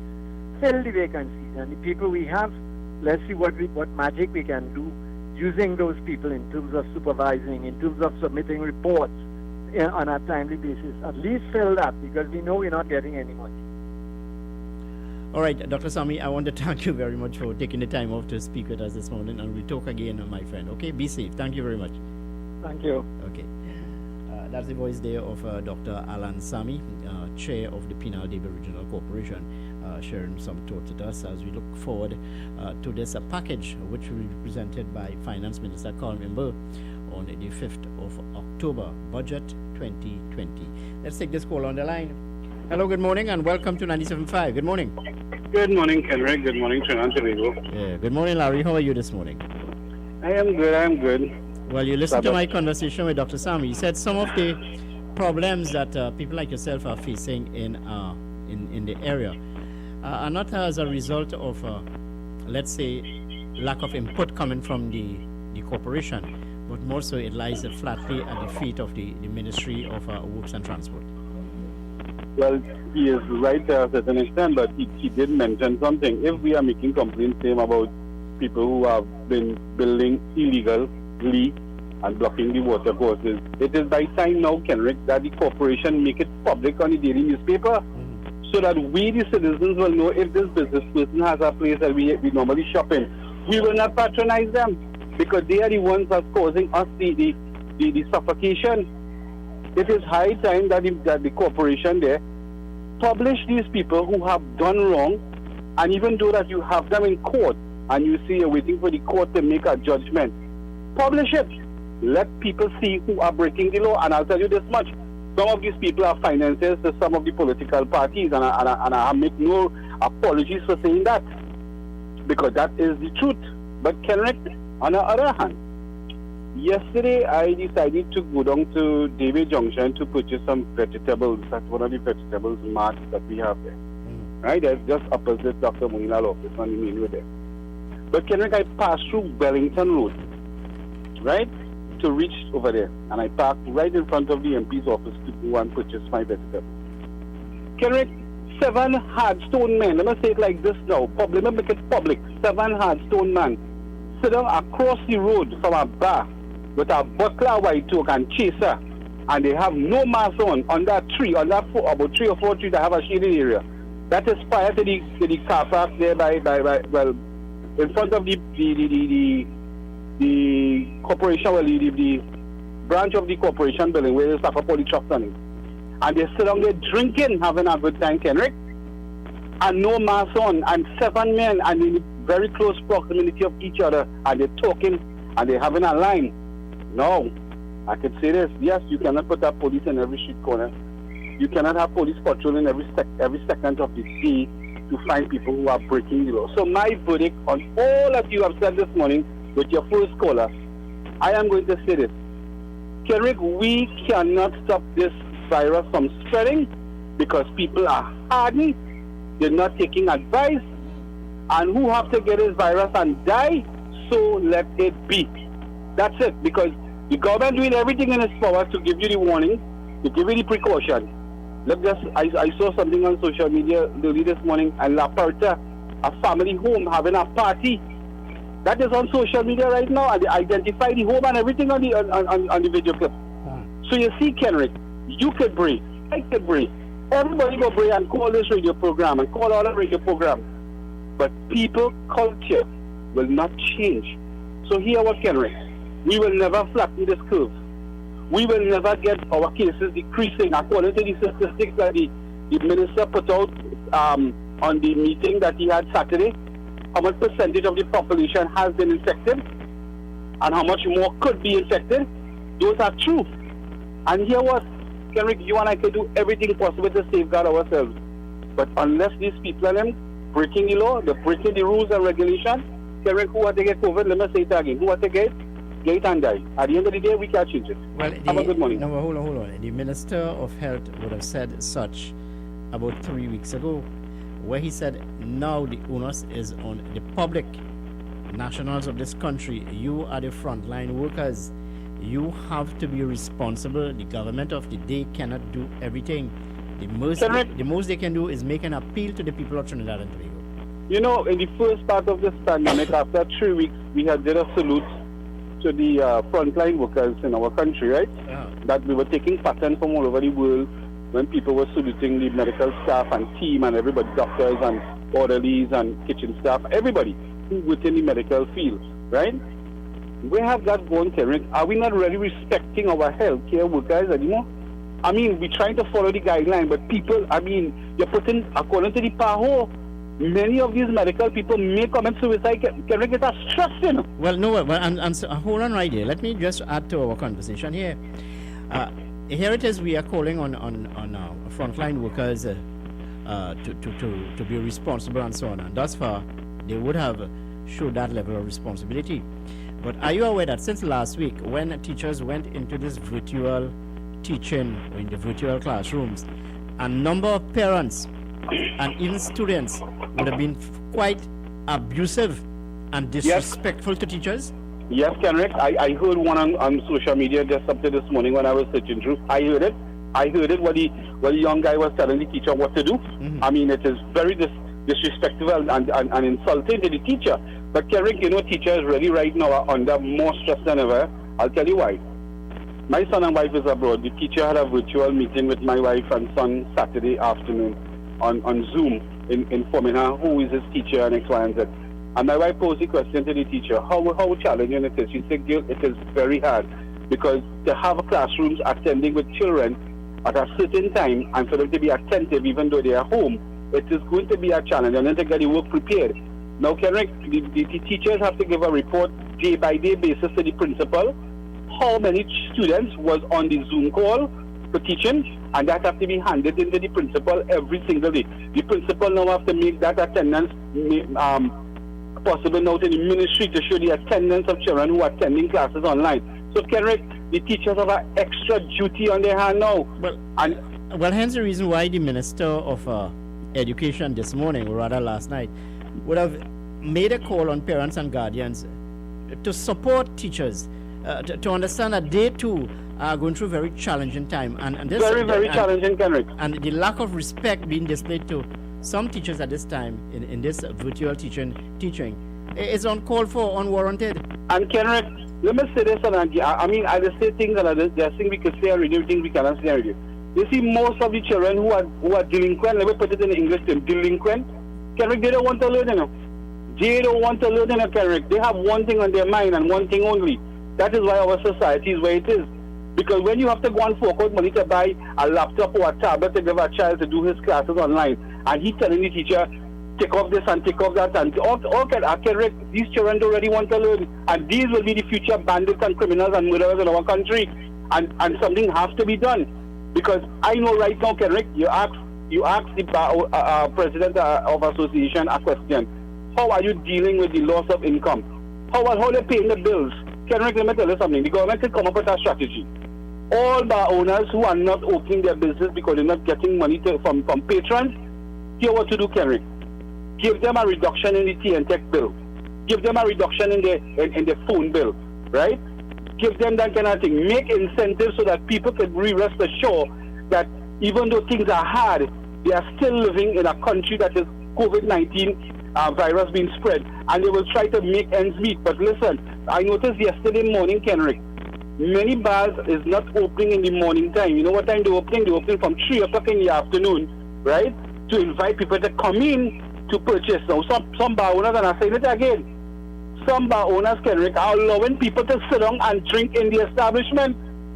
And these people need to be brought before the court, revoke their license. I'm sorry to say it, but if you're encouraging this slackness, and we, the law-abiding citizens, following the regulation that was set by the Ministry of Health and the CMO, and you inviting people to come in and buy and drink and sit down there and have a good time, then what is the purpose of setting the guidelines? What is the purpose?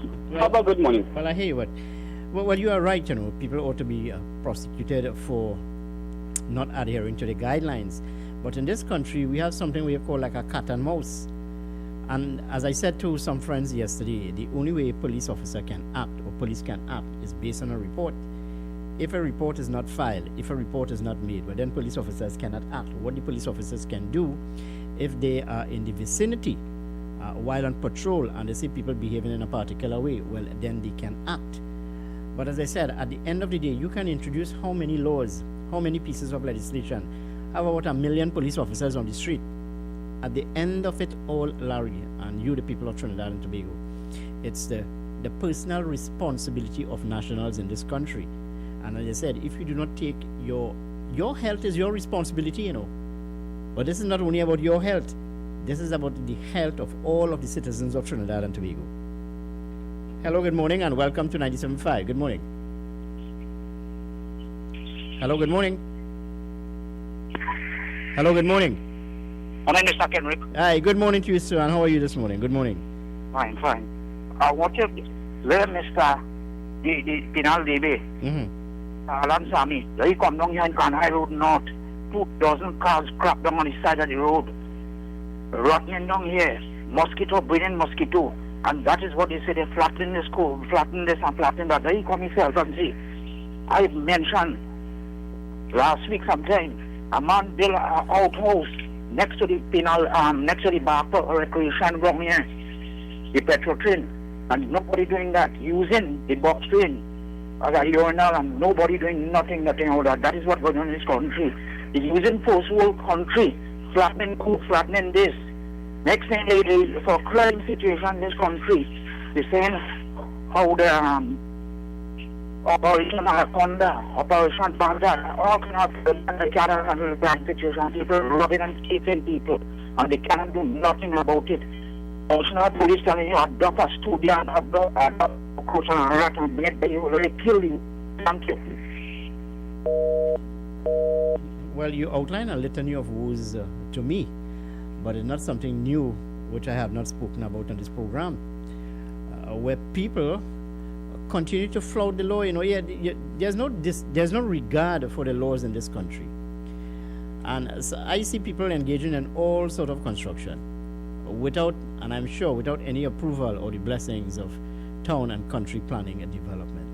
We do all sort of things in this country, and then when a problem erupts, we want to blame everybody. We want to blame the government. We want to blame the MP. We want to blame the chairman for all of these problems that we are facing. But at the end of the day, we need to behave in a particular way. I mean, if you're breaking the law, you're breaking the law. You cannot encroach on state property just like that. But some people have very long arms, and they've got friends in what you call high circles, and some of them feel that they are untouchables. But tell me something, people. You see, the way we behave in this country, and the way we are behaving now. I mean, I was in the Trin City area over the weekend, and I can tell you, Larry is right. I continue to see people in bars, 3-4 of them sitting on stools, coughing on their favorite beverage, as though it's nothing. It's normal. But you cannot expect a police officer to walk in inside it. The bar owners, they themselves need to be responsible. I understand, and I understand people like to lime and enjoy socializing and so on, but this is not normal times. This is the new normal. We have to behave in a particular way. Even this morning, driving from Princeton into the studio here this morning, I stopped at 2 locations, and I see people with their mask under their chin, hanging from the ears, put it on the forehead. I mean, only just mama guy know yourself. Wear the bloody thing properly. Hello, good morning. Welcome to 975. Good morning. Kenrick. Good morning, Larry. The budget has not come out for the public as yet, and I want to tell you this over national radio. A roll of BRC wire went up by $35 more wholesale. Red brick has gone up in price for $5.15 for one. We expect cement to go up as well too, and the budget has not come out. Now, Kenrick, if you want this country to really survive, how come and why come prices are increasing under hard, harsh times as we are facing today, and people just are abiding with it, Kenrick? I went to purchase material, and I was told of these prices went up. It was not publicized. So at the end of the day, when you think things is normal and business is falling, Kenrick, a lot of stores have closed, a lot of small businesses have closed.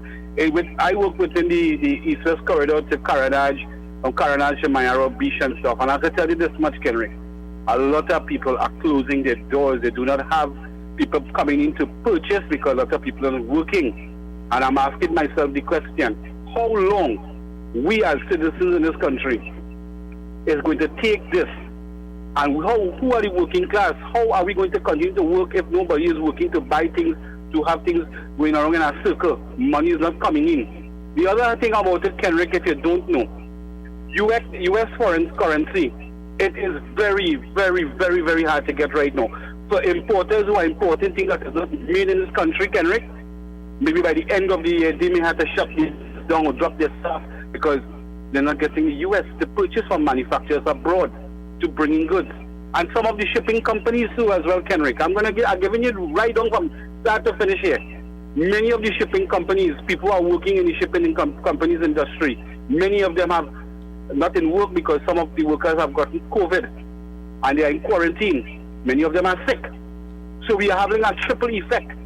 And now you are seeing the business sector in Trinidad and Tobago is raising prices of things drastically without informing the public or making it publicized on the papers, on the radio, on the television. And we are going to sit down and allow this to take place. And we're going to suffer more and more because you know why, Kenrick? I'm not blaming the government. I'm not blaming the citizens. I am blaming the COVID-19 for making a detrimental toll in our country. And we need to get a handle on this because let me tell you something, Kenrick, if we continue, maybe by now and the end of this year, you're going to see more and more businesses closing and going to be more and more people out of jobs who cannot even provide a shirt for the back of themselves or the children. And food is getting hard to get. Have a good morning, Kenrick. Well, thank you very much, Larry. Well, you're not telling us anything new. COVID-19 has not only impacted Trinidad and Tobago negatively and has not forced the closure of businesses, but it's all over the world. All over the world, governments of the day pulling the hairs out of their heads, so to speak, of course, in trying to deal with the situation. And even here, our opposition leader, Kamala Persad-Bissessar, she's saying that the government have no clear plan as to how to handle the situation, that is, as it relates to COVID-19. So I am saying that if there are people outside there, agencies, NGOs, politicians, whoever you may be, from a different side of the fences, if there are suggestions as how we can deal or handle the situation, well, we need all hands on deck. This is a national, global problem. This is not a political problem. This is a national, this is a global pandemic. We'll need all hands on board. Listen to what Kamala Persad-Bissessar would have said. Opposition leader Kamala Persad-Bissessar said the government has no clear plan on how to handle the COVID-19 situation in this country. She was responding to the latest announcement by Prime Minister Dr. Keith Rowley to maintain the status quo for another 4 weeks to October 11. So what are your suggestions? What are your plans? What do you suggest that the government of the day do? And don't tell me that we elected a government to deal with the challenge as I engage you in the conversation. This is a pandemic, a global pandemic, a situation that is affecting everyone here in Trinidad and Tobago. Sitting down and talking and having committee meetings, and it's a no-no. At the end of the day, we need to be responsible. We need to be very responsible. Stay with us here, 975 FM, Hot Like Pepper. We're climbing up to the hour of 8 o'clock. We're going to take the 8 o'clock newscast with Nicole Duki. And when we come back, we'll be in the final hour of today's edition of the morning program. You Talk, 975 FM, Hot Like Pepper. Stay with us here.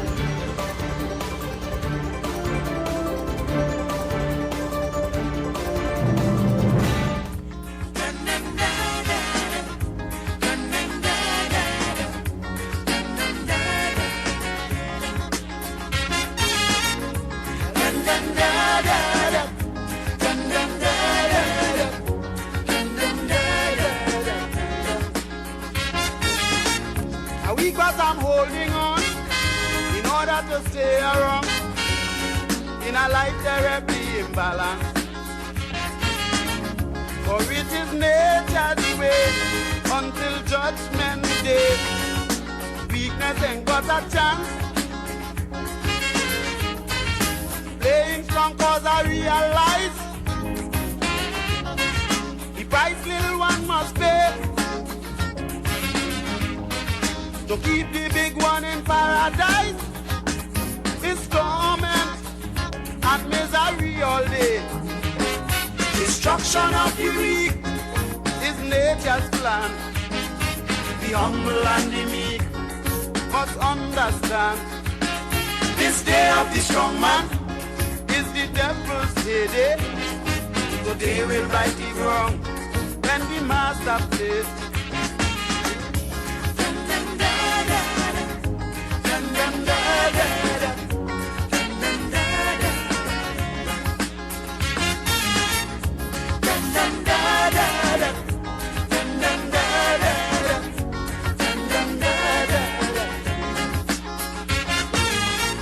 As long as you have the cash and all your strings attached, you're on earth but living in heaven. There's nothing for the poor.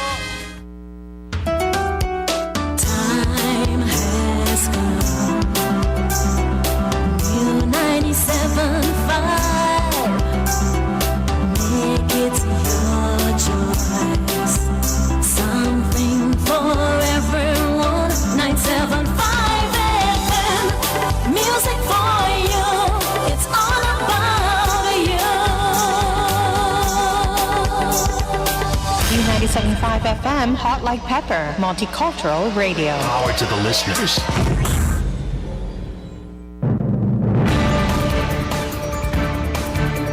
It is now time for major news to the hour. It comes to you with the very kind compliments of Super Quality Supermarket, Sheikh Lisha Limited, the Trinidad and Tobago Newsday, and Darpan Trading Company Limited.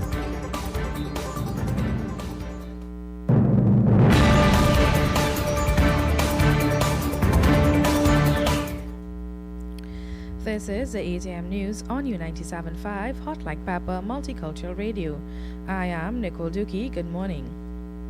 The body of an unidentified woman was found in the Gulf of Paria near the Hyatt Regency Port of Spain on Sunday. The police said they are awaiting identification and a post-mortem on the woman's body. The body was removed and taken to the Port of Spain mortuary, and the Port of Spain CID is investigating. Meanwhile, an autopsy has been ordered to confirm what caused the death of Clyde Gonzalez. His body was found just after midday yesterday at his home along 2nd Avenue, Orapun Gardens, Piaco. Police were told that friends of the deceased went to check on him. They found his body lying on the ground. As a result, the police were immediately notified, and officers of the Homicide Bureau and the Aruca Police Station responded. The body was viewed by a district medical officer and ordered to be taken to the Forensic Science Center in St. James, where a post-mortem will be performed. This is because police said that there appeared to be wounds on the body, but it could not determine what caused the wounds, or if the wounds may have linked the death to the man. Prime Minister Dr. Keith Rowley has announced that there will be no new COVID-19 measures instituted, nor will any be rolled back. He said the country needs another 28-day cycle to determine the country's position. He made the announcement in a media conference on Saturday. The Prime Minister explained that while Trinidad and Tobago can take comfort in the fact that the COVID-19 standing had not worsened, more evaluation needs to be done. He said the first revision will come on September 28th, but it is unlikely that anything will change before October 11th. This means that schools, places of worship, casinos, gyms, beach, rivers, and water parks will remain closed. Gatherings are still limited to 5 people. The sole change stands with the public service. He announced that all employees of the various ministries who have a hand in planning the October 5th budget presentation are deemed essential and will need to report for work. The Prime Minister acknowledged that COVID-19 measures have cost the country $10 billion in revenue, but encouraged that the focus remains on the health and well-being of the citizenry. Borders will remain closed as the country goes into the next cycle. Public Utilities Minister Marvin Gonzalez is pushing to establish an integrated water management system for the Water and Sewage Authority. He has given a timeline of 24 months for this to become a reality. The minister dismissed massive retrenchment talks at the authority.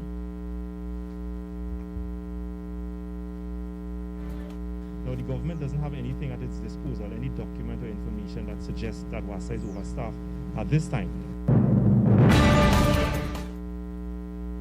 A cabinet subcommittee was appointed recently by Prime Minister Dr. Keith Rowley to submit recommendations and a framework for the water company by November 30th. That subcommittee is going to begin its work, interviewing people, listening to reports, looking at reports into WASA. Minister Gonzalez said less than 50% of the population in Trinidad and Tobago get a proper water supply. The preliminary information we have is just about 40-something% of the population getting an efficient water supply. That is very, very unfortunate. We have to get that up to somewhere around 80-90% within the shortest possible time. The Public Utilities Minister also wants to see an integrated water management system in place at WASA. Talk about floods and what have you, but we can make use of that water, the excess water on our surface levels, and turn it into dams, building retention pond, what have you, and WASA can utilize that water to turn it into the potable water, all right? You are listening to the 8 a.m. news on U97.5 Hot Like Pepper Multicultural Radio. It's time now to take a look at regional and international developments. We start with news from the region. Rise in sea levels, warmer oceans, an increase in hurricane activity, decrease in rainfall, and an increase in diseases are among the issues facing the Caribbean due to climate change. These were some of the issues outlined at the virtual Island Summit's panel discussion on climate change, COVID-19 and the Caribbean, civil society's role in SIDS on Saturday. International and Regional Liaison Officer for the Caribbean Community Climate Change Center painted a bleak picture. He said within the Caribbean, temperatures have risen 1 degree Celsius since 1960 to the present, as well as a decline in rainfall over the last 100 years. However, he said they are seeing that rainfall is occurring in a shorter period but in heavier bursts. Internationally, a prominent student leader has been arrested in connection with February's deadly riots in Delhi. Delhi police have alleged that Umar Khalid was a key conspirator in the riots. Mr. Khalid is among several prominent activists and student leaders who have been arrested. Human rights groups say that many activists, mostly Muslims, have been unfairly targeted. Police denied the allegation. Mr. Khalid and his lawyers are yet to make a statement. Religious riots broke out in February between protesters for and against the Citizen Amendment Act, a controversial citizenship law. In news of the weather for the period today until midnight, Trinidad, Tobago and the southern windwards, sunshine will be likely interrupted by a few partly cloudy to cloudy intervals with showers. There is a low to medium chance of thunderstorm activity over a few areas, especially during the afternoon. Nighttime will be generally fair apart from isolated showers. The risk of street flooding and gusty winds will be present. The remainder of the Lesser Antilles generally fair despite the likelihood of isolated showers. Seas slight to moderate with waves up to 1.5 meters in open waters and near calm in sheltered areas. The current temperature is 26 degrees Celsius. And that brings us to the end of the 8 a.m. newscast on U97.5 Hot Like Pepper Multicultural Radio. I am Nicole Dookie. Good morning.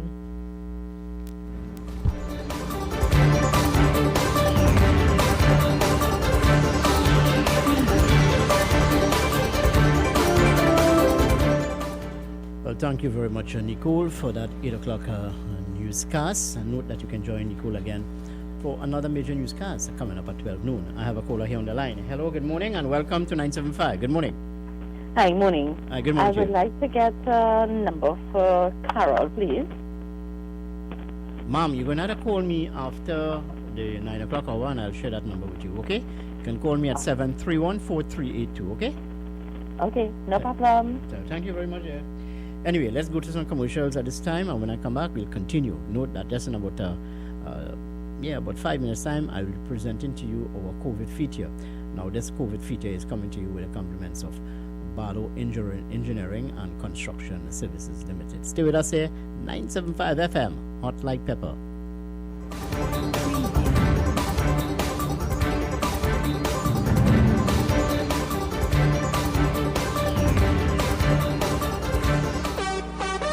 For quality items, visit Super Quality Supermarket of Endeavour Road, Chaguanas, and Trin City Industrial Estate in Trin City, as well as Quality Cash and Carry Supermarket, Cuba Car Park, for all your grocery items, liquor, fresh fruits, and vegetables, not forgetting their bed and bath section, and kitchen appliances for your home. With so many items to choose from, take advantage of our great prices and discounts at any of our 3 locations: Trin City Industrial Estate in Trin City, Endeavour Road, Chaguanas, and Cuba. For quality items, Super Quality Supermarket and Quality Cash and Carry Supermarket. Attention all bakers, doubles vendors and roti makers. Try our high quality unbleached bromate free all purpose and baker's flour. Low price and conveniently packaged in 2 pounds, 2 kg, 10 kg and 25 kg bags. For wholesale and retail prices, contact Shiklisha Limited 665-3336 or visit us at Warrenville, Canupia. Shiklisha Limited, quality you can trust. To you, Newsday Classifieds. Take Value Optical to be your partner. I do. I do. I now pronounce free eye test from Value Optical for Newsday Classified customers. Call the Newsday Classified reps for more information. You may now kiss the bride. KY's Electrical Supplies Limited of Southern Main Road, Canupia, for all your plumbing and electrical supplies, water heaters, filters and water pumps, plus all parts for Gould, Pentax and Leo pumps. Choose from leading brands such as Cooper, Varma, BTCino, Leviton and General Electric. Call 665-6954 for more information. KY's Electrical Supplies Limited of Southern Main Road, Canupia. Join our pre-budget discussions on U97.5 FM, Hot Like Pepper Multicultural Radio, every Monday from 3 p.m. to 6 p.m. with financial analyst Aved Siram and other experts in the field of economics. Our pre-budget discussions will focus on all stakeholders in the economy and what they expect. You can also join our post-budget discussion on Monday, 5th October 2020, right here on U97.5 FM, Hot Like Pepper Multicultural Radio.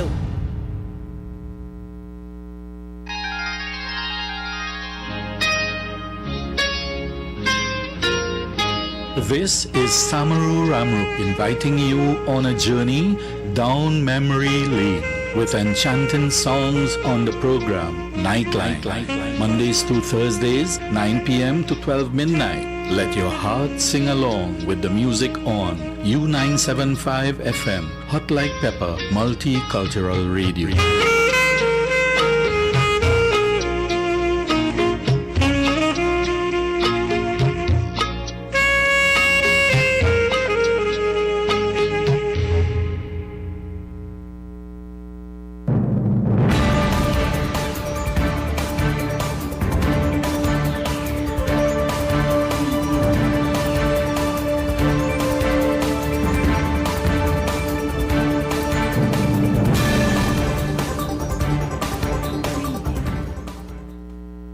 Minutes past the hour of 8 o'clock. That time check came to you through the kind courtesy of radio on 975 FM, Hot Like Pepper. Let's take this call on the line.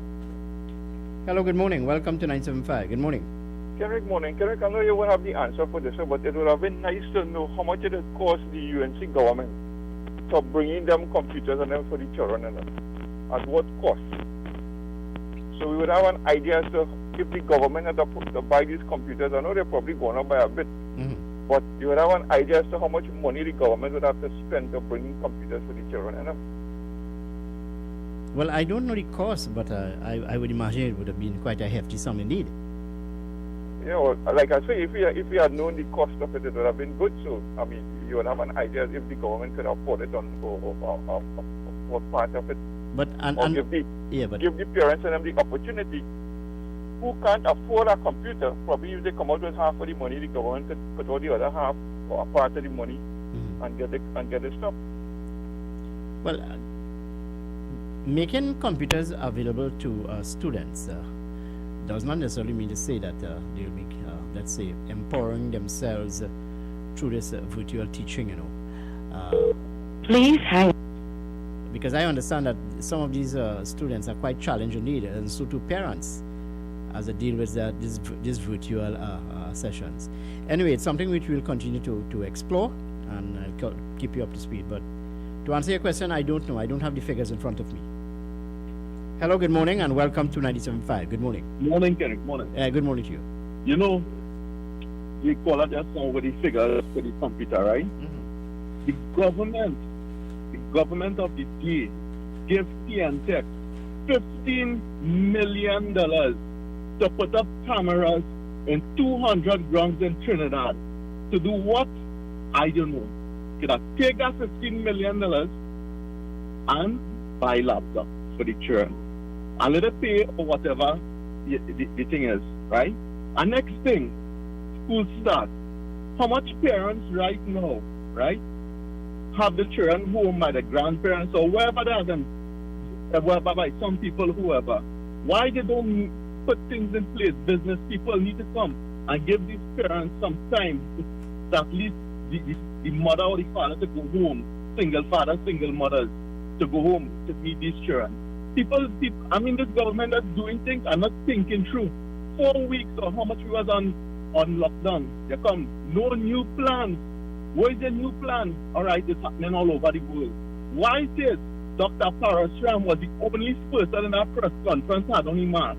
Why it is? And you want to lead by example? Mr. Prime Minister, you do not have a vision. You do not have a plan. Right? Take care. All right, my friend. Well, similarly, the very sad sentiments are being expressed by Kamla Prasad Bisesa, and I would imagine the opposition. But if they have a plan, maybe they can share it with us. Maybe the government of the day will take heed to some of their suggestions. As I said, we are all in this together, we are all in this together. As I said, the wearing of masks, observing all of the necessary health protocols is a responsibility of the individual himself. If you are not responsible, the government of the day already can prosecute you for not wearing a mask. You would agree when I say that a police officer cannot be at every street corner. You need to be responsible. Anyway, it's time for our COVID-19 feature, and this feature is coming to you with the compliments of Barlow Engineering and Construction Services Limited. Let's thank the management and staff of Barlow Engineering and Construction Services for partnering with us here at 975. It's now time for your COVID-19 feature on U975 Hot Like Pepper Multicultural Radio. It's coming to you with the kind compliments of Barlow Engineering, Construction and Maintenance Services Limited. COVID-19 is an infectious disease caused by a new coronavirus introduced to humans for the first time. It is spread from person to person, mainly through the droplets produced when an infected person speaks, coughs, or sneezes. These droplets can land in the mouths or noses of people who are nearby. These droplets are too heavy to travel far in the air. They only travel approximately 1 meter and quickly settle on surfaces. This is the reason person-to-person spread is happening mainly between close contacts. The exact time that the virus can survive on surfaces is not yet known. So it is wise to clean surfaces regularly, particularly in the vicinity of people infected with COVID-19. Hands touch many surfaces, which can be contaminated with the virus.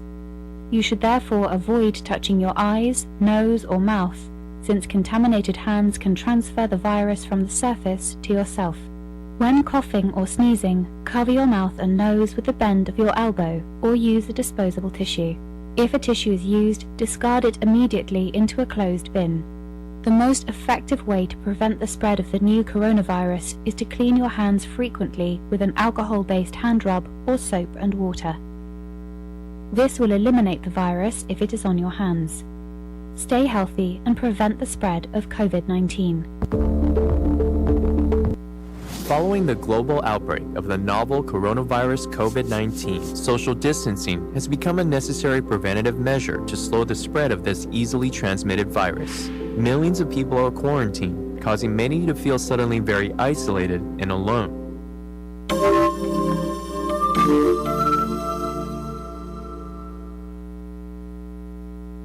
Even during normal circumstances, prolonged isolation can be harmful.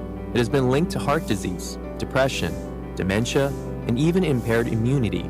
Social isolation can also exaggerate pre-existing symptoms like anxiety, depression, and even panic.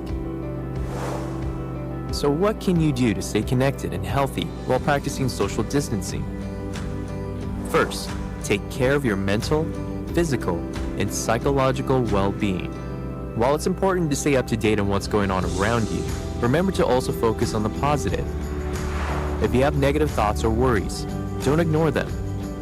Instead, try acknowledging and accepting them, and then discuss them with someone you trust. Breathing exercises, mindfulness, meditation, and muscle relaxation can also help your mental, physical, and emotional state. Exercise. Exercise is another great way to take care of your physical and mental health while in social isolation. Even though you may not be able to go to the gym, find ways to take walks, stretch, and stay active within your space. Find alternative ways to connect with others. There are many ways to connect with your family, friends, and others using technologies such as video chat, text, email, calling, or the various social media platforms. Participating in safe and appropriate social media challenges can also be a fun way to help you feel connected. Interacting with people using online support groups can provide great opportunities for you to not only talk about how you are feeling, but also offer emotional support to others who need help coping with the pandemic. Stay active. Long periods of physical and mental inactivity can lead to depression and poor health. Find a project you can do around the house or create a routine of activities to look forward to each day. Limit screen time. Watching TV, browsing the internet, and playing video games can be great outlets, but too much screen time is not healthy. Manage your electronics usage and consider setting reasonable limits each day. If your work from home involves using a computer or phone, try to get up and look away from your screen periodically. Be mindful of unhealthy coping strategies. During times of stress and even boredom, it's easy to cope by turning to food and alcohol. Keep in mind that overeating or drinking too much can lead to unhealthy and harmful habits. If you find yourself turning to food and drink to cope, try using other strategies like meditation, taking a walk, or calling a friend. Find the good. Believe it or not, there can actually be benefits to staying home. For instance, if you find yourself with more time on your hands, it can give you an opportunity to begin new projects, achieve some of your outstanding goals, or even get some much-needed rest and sleep. If you are staying home with children or other family members, it can be an opportunity to spend more quality time together. Try to stay active, healthy, and connected with others during this trying time. Quarantine doesn't have to be unbearable if you remember to take care of yourself and others during your time at home. A fabric mask acts as a barrier to prevent the spread of the virus.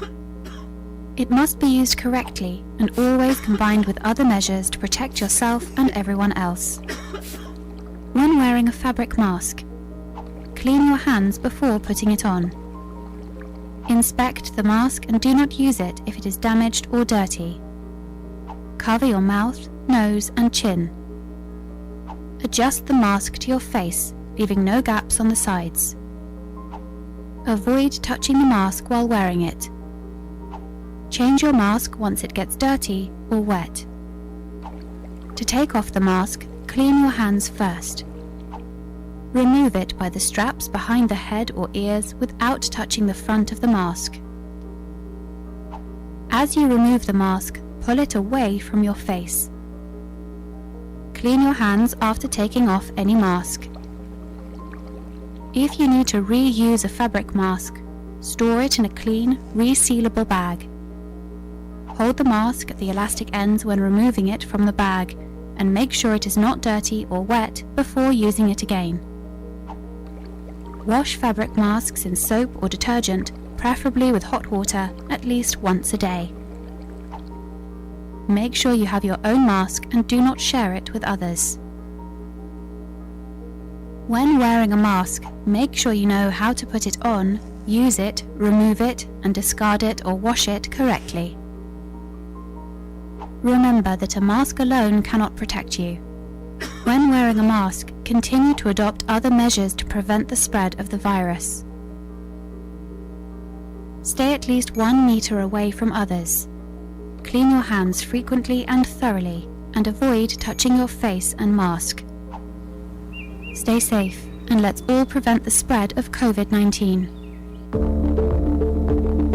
That was your COVID-19 feature on U975 Hot Like Pepper Multicultural Radio. It was brought to you courtesy Balo Engineering, Construction and Maintenance Services Limited. Yes, indeed, and let's say a very thank you very much to Balo Engineering and Construction Services for partnering with us here and for bringing us that COVID-19 feature. Note, wear your mask, but there are certain areas of concern in wearing the mask, and us here at 97.5 FM Hot Like Pepper will guide you along as to what are some of the guidelines. Most of all, wear a mask, social distancing, and keep sanitizing your hands, my friend. Those are 3 of the ways in which we can flatten the curve, and reduce the risk of this virus spreading in Trinidad and Tobago. As a result of that, let me keep you up to speed as to the toll thus far. The figures, yes, 3,942, 53 deaths have been recorded thus far. Active cases, 2,217. Stay with us here, 975 FM Hot Like Pepper, just about 25 minutes here past the hour of 8 o'clock time check, courtesy Radio 975. For quality items, visit Super Quality Supermarket of Endeavour Road, Chiguanas, and Trin City Industrial Estate in Trin City, as well as Quality Cash and Carry Supermarket, Cuba Car Park, for all your grocery items, liquor, fresh fruits, and vegetables, not forgetting their bed and bath section, and kitchen appliances for your home. With so many items to choose from, take advantage of our great prices and discounts at any of our 3 locations: Trin City Industrial Estate in Trin City, Endeavour Road, Chiguanas, and Cuba. For quality items, Super Quality Supermarket and Quality Cash and Carry Supermarket.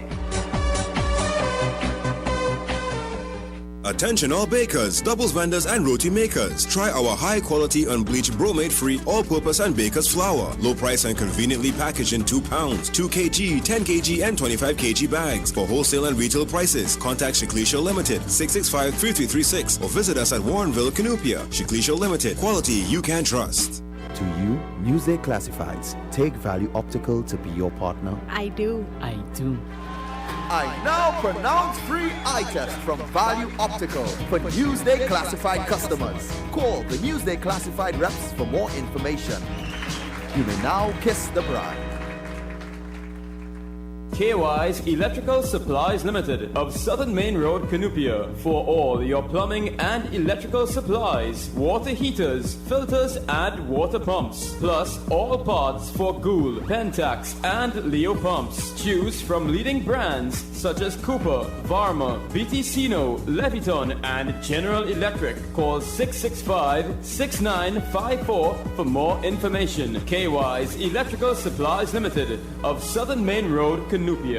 Join our pre-budget discussions on U97.5 FM, Hot Like Pepper Multicultural Radio, every Monday from 3 p.m. to 6 p.m. with financial analyst Ved Siram and other experts in the field of economics. Our pre-budget discussions will focus on all stakeholders in the economy and what they expect. You can also join our post-budget discussion on Monday, 5th October 2020, right here on U97.5 FM, Hot Like Pepper Multicultural Radio.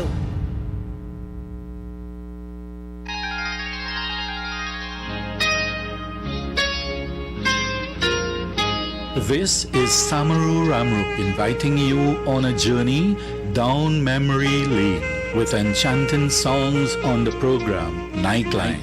Mondays to Thursdays, 9 p.m. to 12 midnight. Let your heart sing along with the music on U975 FM, Hot Like Pepper Multicultural Radio.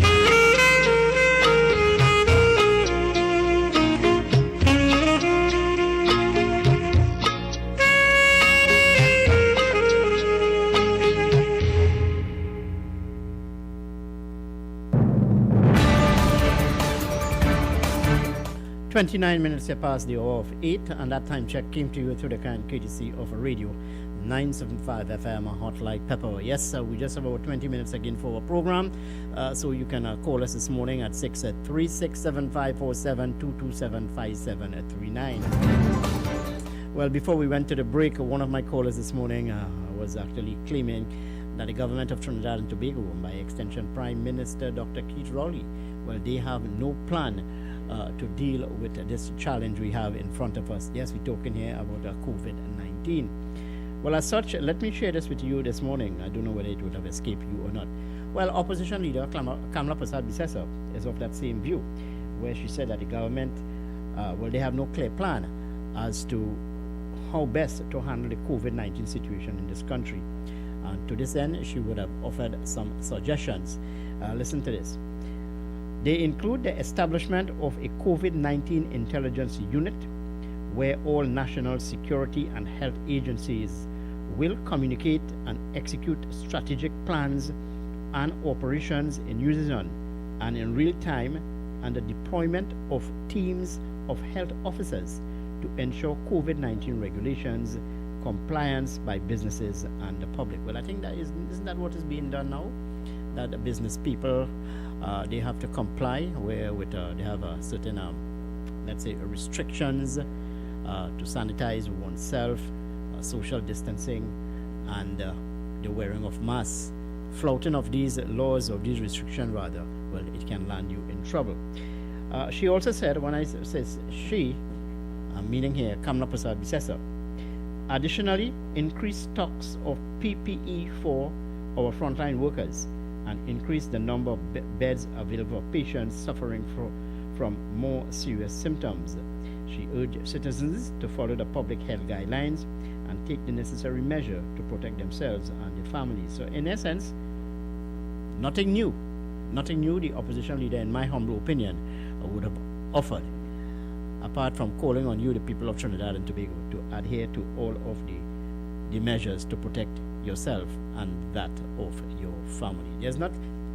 I'm now having this conversation here with a colleague of mine, and I'm saying to him, I don't think that there's nothing more that the government of the day can do to, let's say,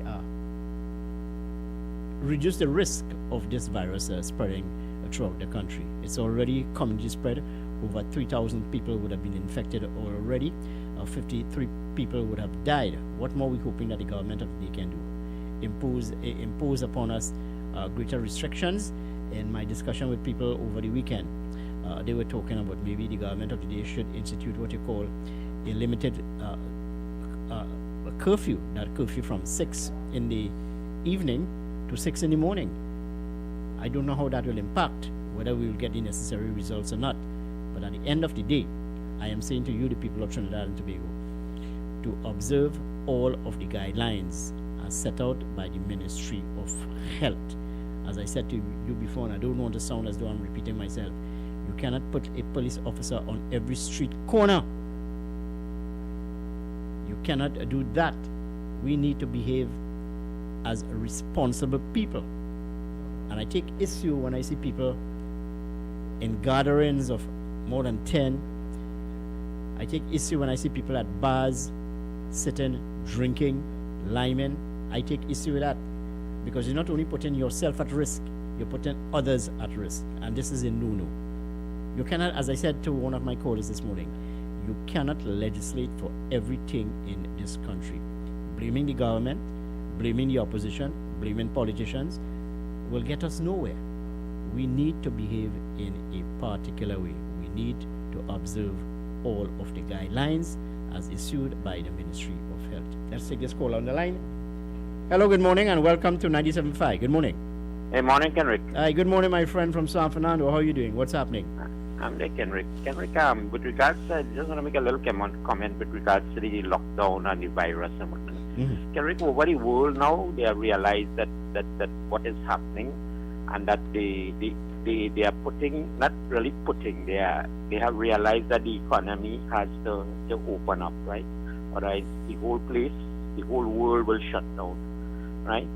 And they have been sacrificing, not really sacrificing, they have decided that, okay, if you cannot curb or follow social the social distancing and the regulations, you would pay a penalty. There would be the casualty in between with these things, right? And they have decided, well, the economy has to run. How long can we suffice? Because here what happens, shutting down the place, and when you open back, does not take away the virus. It curbs the virus, right? And curbing the virus alone is the main responsibility is of the people to follow the guidelines, right? So that the governments have been taking over the world, and countries have been taking the prerogative that, listen, we need to sort the way the possibilities of either we shut down the country and we feed the people. You need to feed the people, because after a certain length of time, to keep the virus at bay, you need to feed the people. In certain areas of China, Kenrick, did you know that where the Wuhan area, where the virus was very prevalent, and people were not adhering to certain rules, that they shut the people door from outside, and they were feeding them through pigeonholes. You understand? So, and the only way you get out of there is if you're sick, right? So they were curbing the virus in certain areas. I don't know if we want to do that in Trinidad and Tobago. We on the world over, right? We should be sensible enough to know that we should only go out when the risk is always there, can in community spread, right? You can walk out to put your garbage, and the garbage and you was late, and the garbage man sneezed while I was putting out there. So the risk is, make sure and get up and pour your garbage earlier, but wear your mask. You understand? It can be just that, Henrik. Well, hold on. Let me ask you a question. Do you think that the laws, or do you think that it's necessary to draft more laws, bring greater legislation to ensure that people behave in a particular way, or it's the responsibility of the individual himself or herself? Laws are there for people who break the laws, right? But if people tell you, or if let me forget Trinidad and Tobago Minister of National Health, right? The Ministry of National Health and whatnot, and look at the world, look at the WHO, look at the guidelines of the governing bodies that tracking and trailing and looking at these viruses and whatnot, right? And they say it's a novel virus, right? I just say novel, which means they're now learning about it. And with this morning I read an article of people about 5 months after, who's suffering nearly the same way when they had the virus, although they, the after effects of it, right? It is there on the social media, right? So they are suffering probably more. They are suffering because they are going through mental torture and whatnot, right? So this is a novel virus, as they say, the coronavirus, and we're now learning a lot of different things about it. Let us try to abide by the guidelines and rules of the health protocols, right? Let me say we forget that is a PNM Minister of Health, and is a PNM Minister of this, and is a PNM Attorney General. Let us try to make the best use of the health rules and guidelines. And yes, Kenrick, you see, when you put politics into it, right? It takes a different spin. Right? All right, but hold on. The Prime Minister would have said that, look, the law is there. Enforce the law. He's not going to roll back on these restrictions, and he's not going to add greater restrictions. The law is there. We have to live with the situation as it is in front of us. The Minister of National Security is saying, look, we have the public health ordinance. You can charge and you can prosecute people. There's no need to go back to Parliament again to draft new laws. And the opposition in this respect is talking about ambiguity. But these very same opposition members of Parliament would have supported the legislation, would have given it the necessary blessings. Yes, Kendrick. So, but what about the response of the Commissioner of Police? You understand what I mean? Did you know why the Commissioner of Police responded in that way? Because the Prime Minister attacked him personally, You understand? If was only the issue with Bayshore, you understand? The Commissioner of Police, the Prime Minister put him down. You understand what I mean? So he responded that a news conference does not bring into effect laws, right? In other words, in the proverbial way now, you understand? He said to throw him under the bus. But I don't, without any disrespect, he spit on somebody. The commissioner of police, I wouldn't say who it is. He spit on somebody, man. You understand? He say, don't go and hold a news conference and tell me that is law. Tell me how to do my work. You know what? He didn't say that. This is my words. Go and report me now. That me doing my work to the Police Service Commission and later handle me. Those are my words, right? So, right? But you have no authority over me, right? Even the Minister of National Security have no authority over the police commissioner. He could call him in and tell him what's going on in the country and the guidelines that we expect and whatnot, and we should work together and whatnot. He has no authority, right? So Gary Griffith, who the Prime Minister thought, he put him there to bite Anand Ramlogan and Kamla, right? Let me bring some politics into it, right?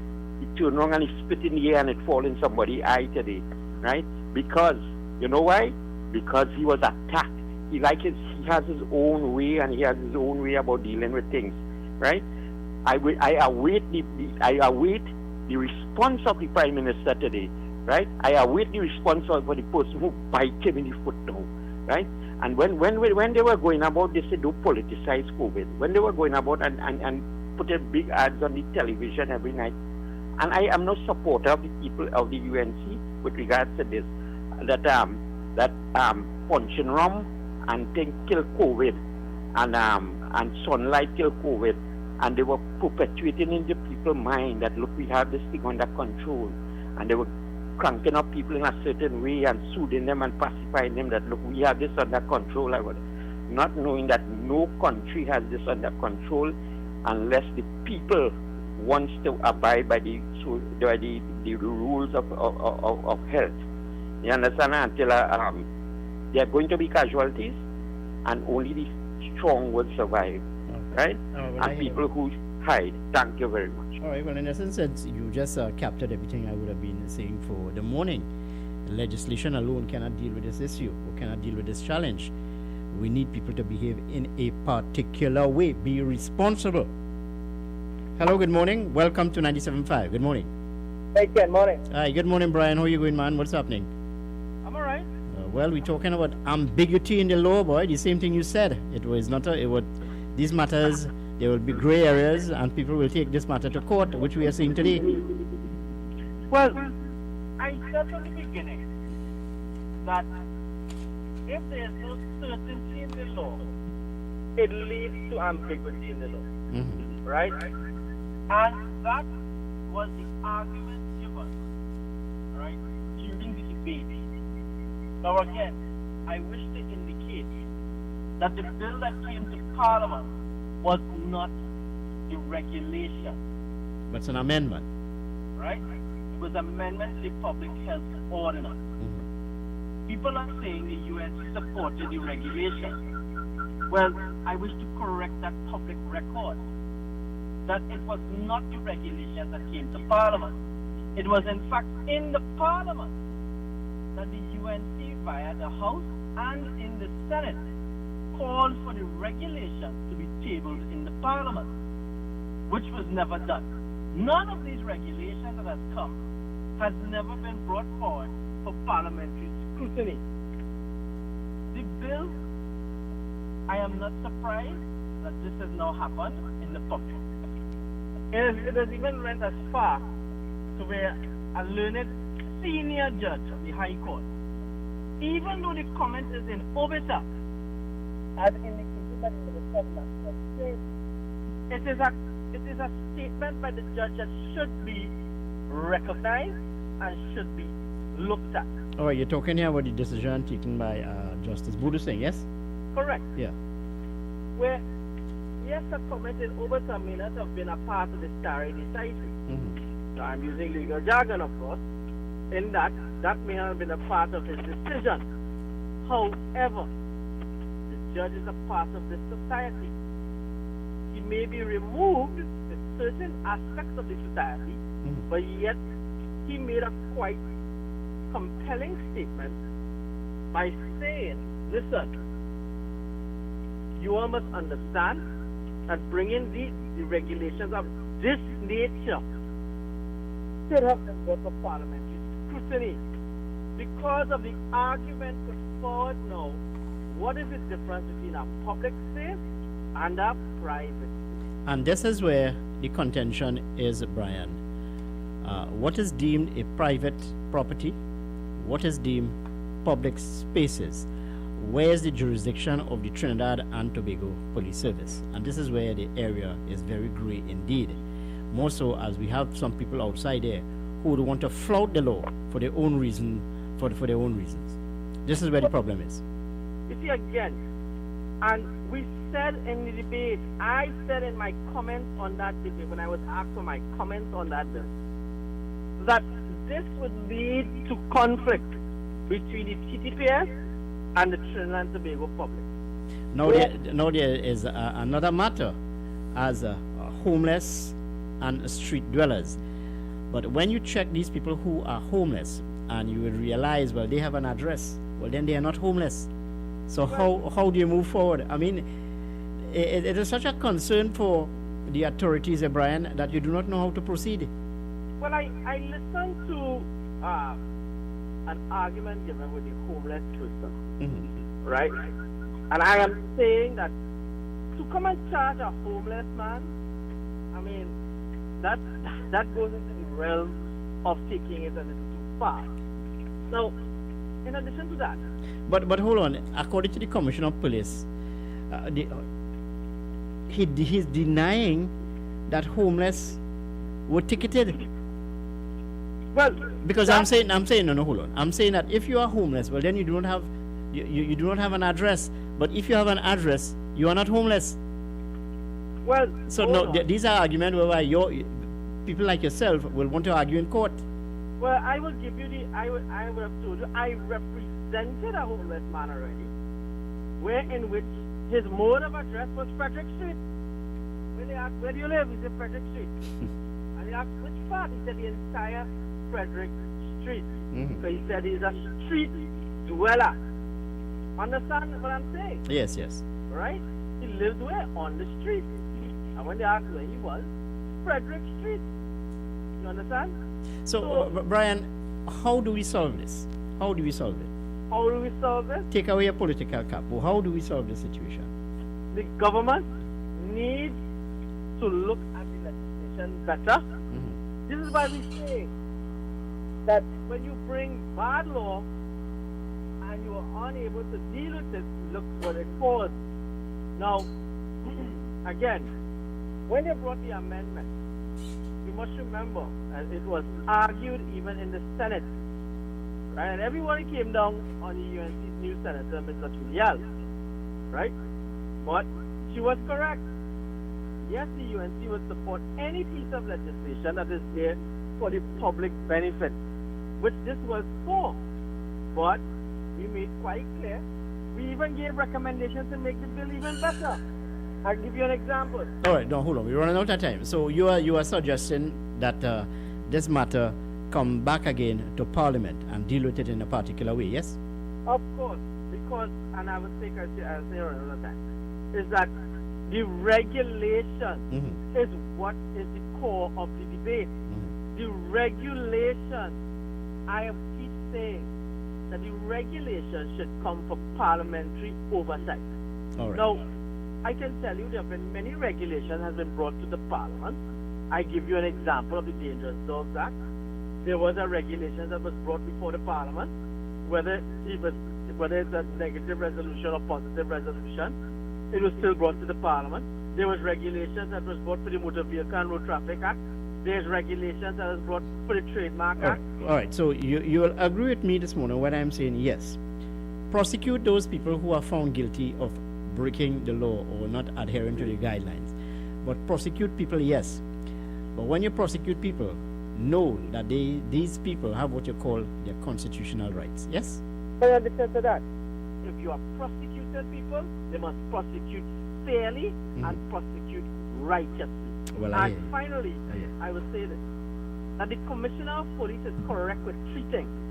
One, if the law is ambiguous, do not blame his officers, because the law must be enforced by the police. Two, I agree with him that the Prime Minister was out of place to say what he said on over the weekend. And three, the Minister of National Security has absolutely no locus standi or jurisdiction in telling the police how to do their work. All right, Brian, I hear you. I hear you, my friend. Thank you very much. That's Attorney at Law, Brian Biegi, sharing some thoughts with us this morning. Continuing with his argument that this matter should return to Parliament, clear up all of the grey areas, because as it stands now, Commissioner of Police Gary Griffith is telling his officers, while you may want to prosecute people, ensure that you do so within the ambit of the law. Stay with us here, 975 FM, Hot Like Pepper. Just about 10 minutes here to the hour of 9 o'clock. And that time check came to you through the kind courtesy of Radio 975 FM, Hot Like Pepper. On that note, let me say my final goodbye for the day and invite you to continue to stay with us here at 975. Before I go, let me remind you of the figures as it relates to COVID-19. Over 3,042 people would have been confirmed cases. 53 people would have died thus far. The world figure will be bordering close to 1 million people. Close to 1 million people would have died as a result of coronavirus. And the United States continue to lead in this area, where in the United States we have over 6 million people who would have contracted the virus. A very frightening situation indeed, folks.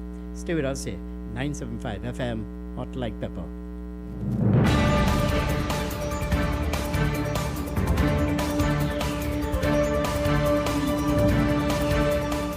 Yeah, I'm Kenrick Jargonaut, inviting you to join me again tomorrow, just after the 6 o'clock hour, where we'll do this all over again. We'll continue to look at these challenges in front of us, and yeah, we'll also look at our budget 2020-2021. Stay with us, 975 FM, Hot Like Pepper. Up next, the Bees Hi-Fi. But before I go, I want to leave you with this selection.